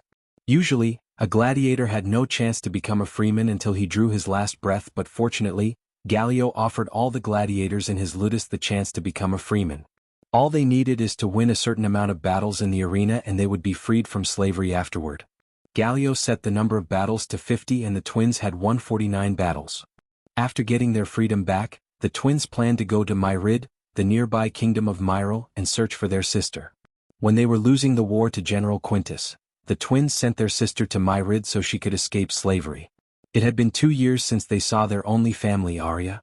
It was the thought of reuniting with their sister that kept them fighting for 2 years. Now they had one more battle before they could finally on their way to search for their sister. One more win, twins, Doctorus said with a thick accent as a small proud smile appeared on the black man's face. He was teaching the gladiators of Ludus Gallio for 25 years and these twins were the best he had ever trained. He felt proud and truly happy for them. He saw Ludus Gallio has been offering the same offer to all the gladiators in his Ludus, but no one has come closer to 50 victories, not even close. The twins were the first to come this closer and he was confident they would win the next battle. Even Doctorus could only win 27 battles before he lost to a gladiator from another Ludus. In the battle between gladiators at the arena, a gladiator could either die or surrender, which is considered being a shame and would result in back to slavery. Therefore, a gladiator would rather choose death over slavery. Doctorus did not surrender but had a dagger sent through his chest by his opponent and deemed dead. However, he survived miraculously. Ever since that battle, Doctorus never stepped onto the arena but thrown himself into the role of Doctorus. Since he had no family or desire to be a freeman, he was happy being a teacher to the gladiators. The southern continent was also known as the Aura continent, and this continent resembled the ancient Rome of Earth. Everything the Romans did in Rome, the southerners were doing the exact same things and more on Aura. However, although this world had energies like Arch and Celestial that enabled the people to cultivate, the southerners were unable to cultivate. Anyone who stepped into the Aura continent would immediately lose their ability to use Arch or Celestial energy no matter their cultivation level. Even an immortal would turn into a mortal in Aura. This was the reason that anyone who was born in Aura seldom travels to the other continents or vice versa. Only a few merchants used to travel to Aura from the other continents. Since the cultivators couldn't use energy in R, they avoided R at all costs because no matter how powerful they were outside, they would become completely powerless in R. Even though the Southerners could not use energy, they were not powerless as one would expect. On contrary, the Southerners had the technology, education, and wealth to match up the lack of energy use. Besides, just like back in ancient Rome, they had Spartans, gladiators, and a few other super soldier units to fight any enemy. This strange phenomenon of R protected the Southerners from the attacks of cultivators and the remaining continents from being attacked by the Southerners. The Southerners thought of this as a blessing and their God's will. The void of energy in R made even the senators and great generals not form a countermeasure to deal with the cultivators. And they had no idea that this lack of planning was going to change their world forever. Chapter 175, 2 years before Michael's appearance and 1 year after Titus and Optimus' 49th battle. The news of someone poisoned the two elders of House Armfield and House Randall spread through the entire kingdom of Drattle like a wildfire. News of the two elders' death quickly made its way to the head of the house, Nickman. When he heard this news he was stunned. But how? How is this possible? The two elders were core formation warriors, how did they get killed? The head of the Nickman family muttered in dismay. It was very hard for him to believe this recent bit of information, and his heart was still finding it very shocking even now. Just as he was in deep thoughts, a young girl wearing gray servant clothes walked into the room with a look of discomfort on her face. The girl was young and looked to be 15 or 16 years old. She had shoulder-length hair as well as tan skin. Slowly making her way into the room, she placed the teapot on the table before the man. "Master, I've just heard that the elders of Armfield and Randall were killed, is that true?" After a few moments of staring at the man meekly, the girl asked. "I'm not sure, they were all core formation warriors. Man. Go out and investigate the truth behind this matter and report back to me." The head of the Nickman family shouted the order. "Yes, my lord. We will go make the inquiry straight away." The guard stationed in the room immediately ran off to verify the reports. It did not take long for the man to come back to give his report. With a frightened face he said, "My lord, the news is true. The elder of House Armfield and the elder of House Randall have been poisoned. Their personal guards were too poisoned. Currently, House Armfield and House Randall is investigating the killings." Thunderstruck by this disastrous turn of events, the head of the Nickman family had originally taken the news to be a rumor and didn't believe it. Now hearing the news from the mouth of his subordinate left him with no other choice but to believe it. Despite it being hard to stomach, he simply couldn't deny it any longer. "Did you personally see the corpses of the two elders?" Lord Nickman's hands clasped tightly onto the soldier's shoulders as if trying to choke out the truth. "Why, yes, my lord. It is absolutely true. We saw the bodies with our own eyes. They were green and dead," the soldier spoke in alarm. Now that two influential people of East Drattle were poisoned by someone, the soldier didn't know what to think. They knew how hard it is to even get near the house compound, let alone kill the elders in their own rooms. The Nickman family head then waved his hand at the two guards, wordlessly telling them to leave the room.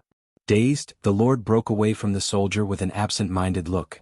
His Nickman family was indeed a power within the East Drattle, but there were still plenty of other parties and mercenary groups that were stronger than him.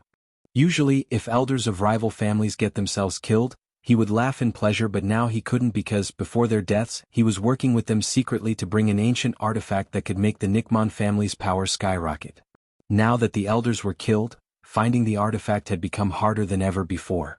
His dreams of rising exponentially in power and status had been dashed, turning into nothing in a single stroke.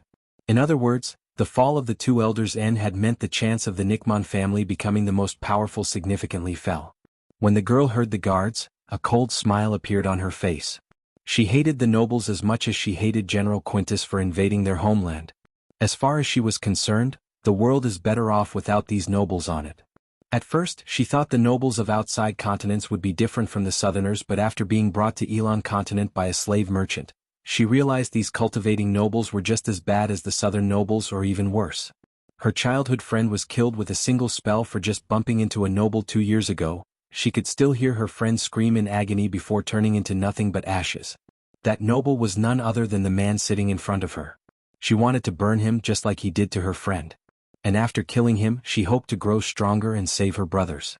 If it was 2 years ago, she wouldn't even have thought of saving her brothers as she was just a helpless girl then, but now, she was learning under a Grim Reaper captain. The drastic turn of events had been a huge blow to the development of the Nickman family, giving the man a tremendous headache. Letting out a heavy sigh, the man walked to his desk, "Girl, fetch me a cup of tea." "Yes, master." The young girl replied before moving to prepare a cup of tea for her master. Then standing behind him, she began to dutifully give him a massage as the man expected from a slave like her. Bringing the cup up to his lips, the lord of the Nickman family had only just taken a sip from his cup of tea when the young girl began to suddenly radiate murderous intent. A delicate-looking dagger slid into her hand before she ruthlessly stabbed it into the back of him. Tiske. Under the unflinching hand of the girl, the dagger buried itself so deeply within the man that not even the blade could be seen. The man let out a pained cry as the cup of tea in his hand fell to the table. He was a man at the core strengthening stage 3 and possessed a quick reflection, but the girl's sudden attempt to take his life caught him off guard. He immediately rose from his chair and backhanded the girl away. She flew across the room before slamming into the wall on the opposite side, but the damage had been done. With a mouthful of blood, the man knew that he had been seriously injured. Pulling out the glowing dagger that had been embedded in his back, the man looked at his slave in disbelief. "Bloody bitch! How dare you try to kill your master?"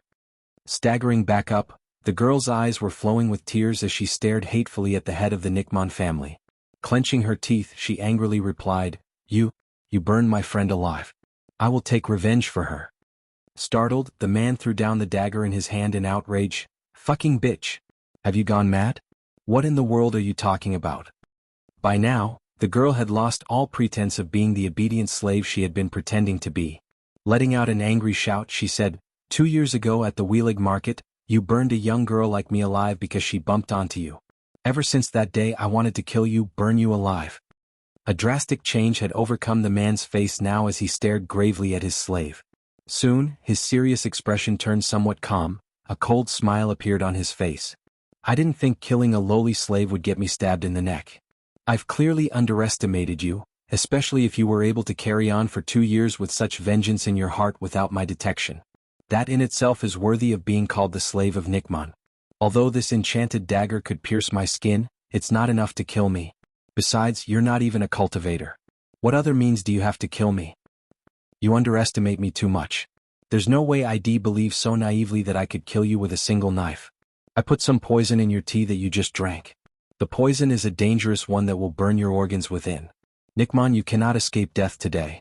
The girl let out a cold laugh as she spat out her hatred for him. "What? You've poisoned my tea?" The head of the Nickman family cried out with terror. Throwing himself at the girl, he roared, "Hand over the antidote at once." She had been prepared for such an action and training to run for 2 years. The moment he had charged at her, she ran for the door, quickly disappearing from sight. He had not given chase and instead stared venomously in the direction she had disappeared. Angrily he said, "Where did this bitch get this enchanted dagger and such colorless, odorless poison?" Asking himself the questions, he hurriedly took out a bottle filled with pills from his space ring. He then swallowed the pills to alleviate the poison or at least half its current progress in his body. After swallowing the pills, the head of the Nickman family stalked out of his room. Calling forth for his men, he and the 100 others immediately left the household right away. Leaving with haste from the Nickman family compound through the hidden path, the young girl went to the dark alleyway where she was instructed to go. Her body was in a weaker state than before since she had been struck by the head of the family. She had received no major injuries, but she was not a cultivator yet. Her body was not accustomed to taking such a blow, thus, it heavily impacted her condition, causing her face to pale. "Did you get the job done?" When she reached the dark alleyway, a voice appeared from behind. She quickly turned behind to see her mentor standing in front of her with a calm smile on his face. Chapter 176. The sunrise mountains rose in snow-white brilliance, giving a silent invitation for the soul to accept its beauty. Upon the glimmer of sleeping sun on the horizon, the forest was so snowy white. The white blanket of snow rested upon the trees, boulders, and the ground as if it were a feather cushion, soft and warm. It covered the ocean of trees in perfect white, revealing the ingrained beauty of winter. The snowflake took her dance in the wintry air, pure water made all the more beautiful by her crystalline form. The rain of snowflakes looked like they came to earth from heaven itself, blessing the living beings on the ground. Amidst the rain of snowflakes, 2 figures flying towards a snow-covered building in the distance. One of the figures looked exactly opposite to the white rain. "Michael. It's beautiful." Michael reached his hand out to catch the snowflakes like a little kid while flying towards the sect with Christopher, who now looked vigorous and less emaciated because of his cultivation level. His grayish patches of hair grew denser and black as his body slowly turned into look like 50 years old Sylvester Stallone. Whoosh. A small swirling stream of fire brushed past Michael as he turned to see the baby dragon soaring through the sky, melting the mighty snowflakes with his dragon breath. "Save your breath, Dickie," Michael chuckled, expecting a funny reaction from the baby dragon, and as he expected, the baby dragon lunged at him, biting his head like a cute little puppy. "Don't call me that." While the baby dragon was exacting revenge for calling him Dickie, Christopher started to slow down. "Sect leader, are you okay?" He noticed that the closer they got to the sect, the slower Christopher flew. It has been 15 years, Christopher stopped flying as he looked at the building in the distance. Unlike Michael, who was excited to return, Christopher's heart and mind fought with each other to accept the new reality. 15 years ago, he left the sect with his son on a journey to search for a way to break the curse. At that time, he was afraid that the curse might transfer to Claire. He knew Claire would either accompany them or won't let them go. That was why they decided to leave without telling her the truth. "What do I tell her about her father?" Christopher looked at Michael as he was really expecting an answer from Michael. Michael sighed in his mind. Usually, he would try to avoid sticking his nose into others' business, but anything related to the sect was his business because it would directly affect the sect's legend and the number of badass points he would get. Before hearing Christopher's story, he had a soft spot for the elves, not because the female elves looked gorgeous, but in the books he read and the games he played, the elves were portrayed as an oppressed race. For instance, many novels he read had the elves enslaved by humans. After transmigrating to this world, he couldn't completely put aside these books as just fictional books, considering he transmigrated to this world with the system. However, in this world, elves were not enslaved or oppressed. On the contrary, each race had its own kingdoms and empires. Slavery was considered unlawful and punishable by death in few kingdoms, and although slavery was not completely got ridden, it was also not as bad as some books described, at least not in Elon continent. "Tell her the truth, sect leader, she deserves it." Christopher took a long breath before nodding. Both of them then picked up speed, soaring through the snowflakes towards the sect. At the same time, in the Sunrise sect, a group of children led by Cindy and a group of disciples led by Jack was running around the building, taking cover and hiding from an unknown danger. "Take it, suckers," a voice echoed through the area. In seconds of the warning, the air was thick with snowballs so compacted that several feet solid and icy. "Not again," said Jack, looking at the snowball flying towards his face in slow motion. The very next moment, the snowballs made of freshly fallen snowflakes burst open on the impact with his face, showering crystalline fragments that glint in the wintry light. "Take cover!" Little Cindy shouted at her little army before frantically running behind the stack of bricks and making a stockpile with her little hands to retaliate with. From the lull in the action, she knew Sister Elia is doing the same to replenish what she already used. "Today we White Walkers are gonna win, Sister Elia," Cindy taunted from behind the stack of bricks. "Today will be no different than yesterday, little girl," came the calm voice of Gaia. "Get ready to get your little butts kicked." Plop, plop, plop. Just after the voice disappeared, Cindy and the kids were hit by balls of ice with no mercy from above. "Run!" Cindy frantically crawled away to avoid the balls of snow while Gaia stood atop the building roof and kept hitting the little children with deadly accuracy. "Come on, attack her while she's distracted with them." Jack had enough of getting attacked mercilessly by Elia. He started this snow fight to exact revenge on her for constantly bashing him, but ever since the snow fight started, it was him and the little kids who got their butts kicked by Elia. It didn't go as he planned, not at all. Furthermore, each passing day, Elia was stepping up her game as it had become nearly impossible to hit her. Until now, only Claire managed to land a couple of hits, and after that, she was buried in snow by Elia. "Hey Jackie, are you trying to sneak up on me?" Jack's neck hair stood straight up hearing Gaia's voice. He slowly turned up to see her wickedly smiling at him with watermelon-sized snowballs in each hand. At that moment, Jack knew he had no chance to escape but to take the snowball like a man. "Attack!" he dashed. Plop. Before he could even order his buddies to attack her, he received yet another snowball to his face. This time the force was so great that Jack stumbled back into the pile of snow on the ground. "Run!" Realizing they have no chance of retaliating against her speed of attack, the disciples chose to strategically run away rather than stand there and get hit by the snowballs. "Fear me, bitches, as I am the queen of snowball fight." Her laughter of triumph echoed through the mountains. Plop. Just as she was evil laughing stood atop the roof, a huge snowball soared through from the sky and blasted her down to the ground. "Who the fuck hit me in the back?" She was enraged to lose her winning streak. Plus she was stunned at the attack speed. She did not even sense the attack coming. She quickly picked herself from the ground and stared in the direction of the snowball that just hit her down. In the sky, she saw another snowball flying towards her. No you don't. She quickly dodged out the snowball's way before it hit the ground where she was a second ago. Attack. Cindy and her minions returned to the spot after seeing Gaia fall down, and Jack too gathered his group to utilize the moment. However, they didn't expect the rain of snowflakes would become the rain of snowballs as countless snowballs rained on them, hitting their bodies. Show yourself, damn it. Gaia yelled while evading the snowballs, but still many snowballs hit her right in the face. You should play with some in your size. A wide grin emerged on Gaia's face when she heard the voice. She turned her head in the voice's direction to see Michael descending from the sky. Brother Ghost. Senior Brother Ghost. Senior. Brother Ghost is back. Cindy, the little kids, and all the disciples who saw Michael came running to him as he landed on the ground with Christopher. For a few moments, none seemed to notice the old man. Just as they were running to Michael, the baby dragon descended on Michael's shoulder, gracefully flapping his wings. Ghost, Gaia approached, locking her eyes with Michael and the baby dragon. The baby dragon stared at her with love before quickly changing his gaze to a slight enmity. What took you so long? She locked Michael with a long warm hug, ignoring the old man standing beside him and staring at everything in wonder. Nothing big, just a few mutated beings and life-threatening dangers in the treacherous ocean. What? Her embrace tightened the moment she heard the name treacherous ocean. He'll tell you everything later. Michael gently pushed her away to look at Christopher. Sect leader? You should go meet sect leader Claire alone. Sect leader? The disciples wondered as they all looked at the old man before their eyes widened in utter shock. Their bodies felt weak, and even Gaia took a step back further away from the old man in disbelief. Soul Refiner. While they were staring at Christopher speechlessly, Michael turned towards Jack.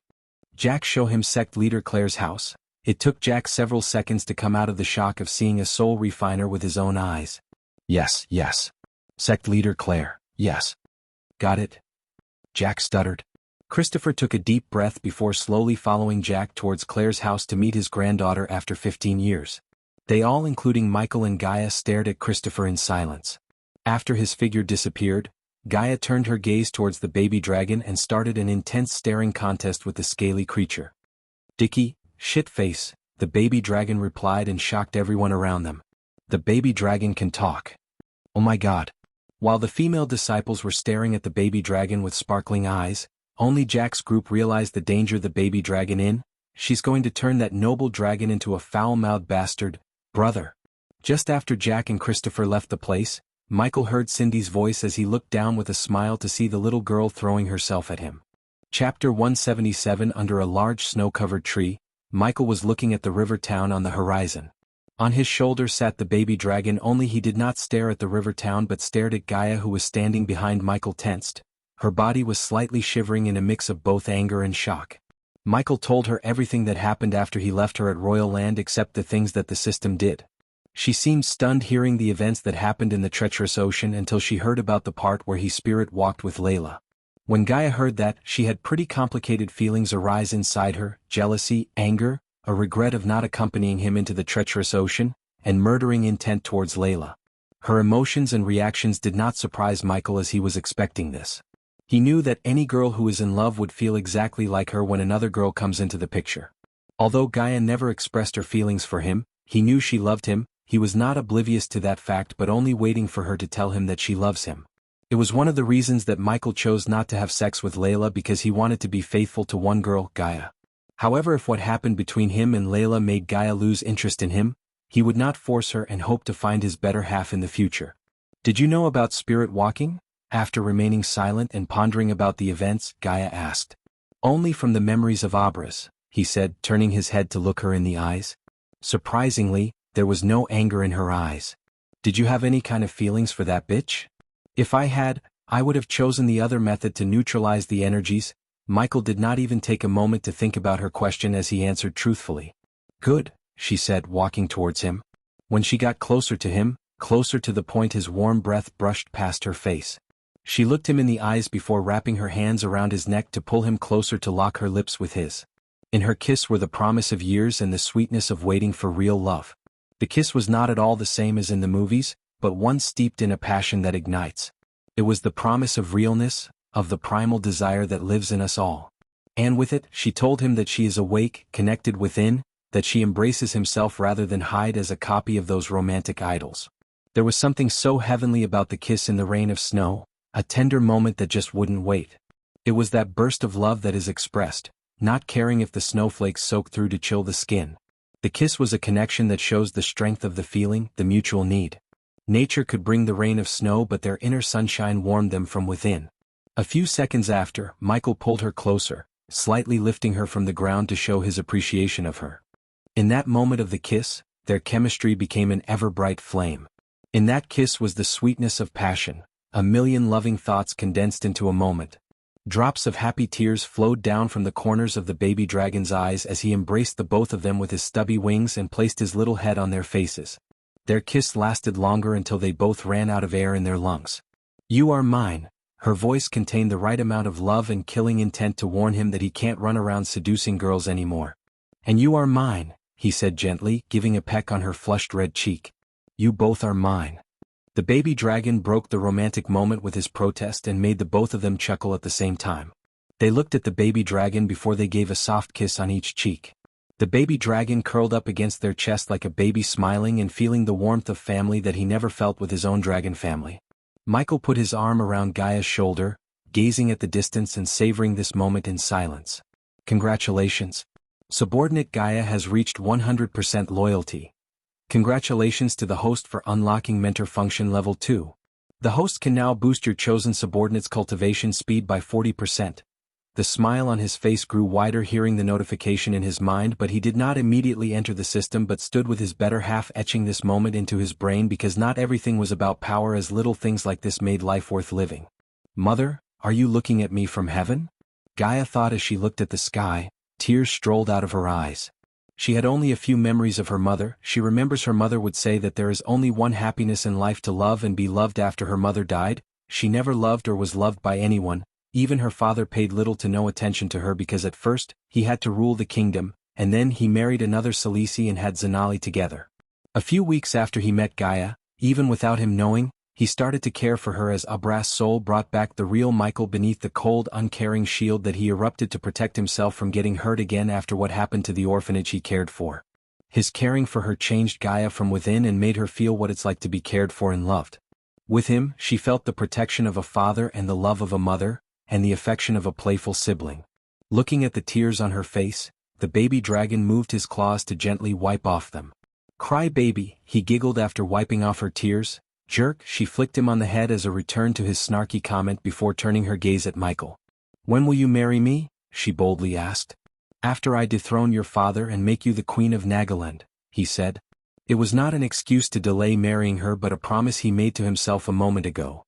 He wanted to give what she always desired, the throne of Nagaland. From now onwards she would be his better half, his soul mate, his queen, and he would give anything that his queen desires, and he knew she would do the same to him. "Then you will only get kisses from me, nothing more?" She stomped the ground. She expected him to marry her today itself, but seeing the love in his promise, her heart felt warmth.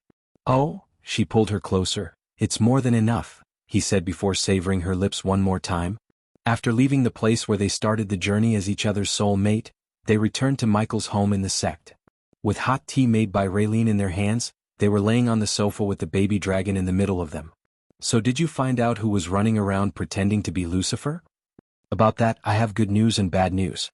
The good news is all of the fake Lucifer's victims were sick noble sons of bitches that we would have eventually killed. The bad news is I think it's the Guardians who are pretending to be Lucifer to catch the real Lucifer, us." "Oh, how come?" Michael was surprised a bit by Gaia. If what she said was true, then it would show him that the Guardians would play dirty to catch him. Because of this, she flicked her wrist as a portrait of a man wearing an eye patch and a hat with feathers appeared in her hand. "He goes by the name Quinn. He's a bandit captain wanted by many kingdoms. He has a large number of powerful beastmen under his command. A few years ago he killed a guardian and his family, which made him the priority target of the entire guild. He was hunted down by the Guardians and declared dead, but I saw this evil fuck alive and kicking in the forest surrounding the royal land." "What's the connection?" the baby dragon asked. Michael told the baby dragon about his Lucifer persona and everything related to the Dark Lord, as the baby dragon had to know to help Michael in the future. Those nobles who got killed by the fake Lucifer, they weren't killed in the royal land as the Guardians and the church is claiming. They were all killed during their travels after Michael left the royal land searching for the doctor. Gaia discreetly collected information about the killings. While she was gathering information, she learned about the security that the nobles had and wondered how did the fake Lucifer manage to kill them, deceiving all the guards and security measures. And her question was answered when she learned about each noble's schedule before they died through various means such as bribing and torturing the servants of the dead nobles without revealing her face. She found out that all the victims had two things in common. One, that all of them were killed after they traveled outside the kingdom and guessed only their bodies were brought down to royal land to display to the people. Second, they had all done some evil deeds that deserve nothing more than a gruesome death. She then immediately collected information to form a list of potential victims of fake Lucifer and learn about their schedule. With this information, she identified one possible victim, the cousin of Minister Jurdi. And that's where things got interesting. You're tuning in to the Phantom Sword Chronicles YouTube channel. Don't forget to subscribe and join us on this journey to catch the most captivating stories.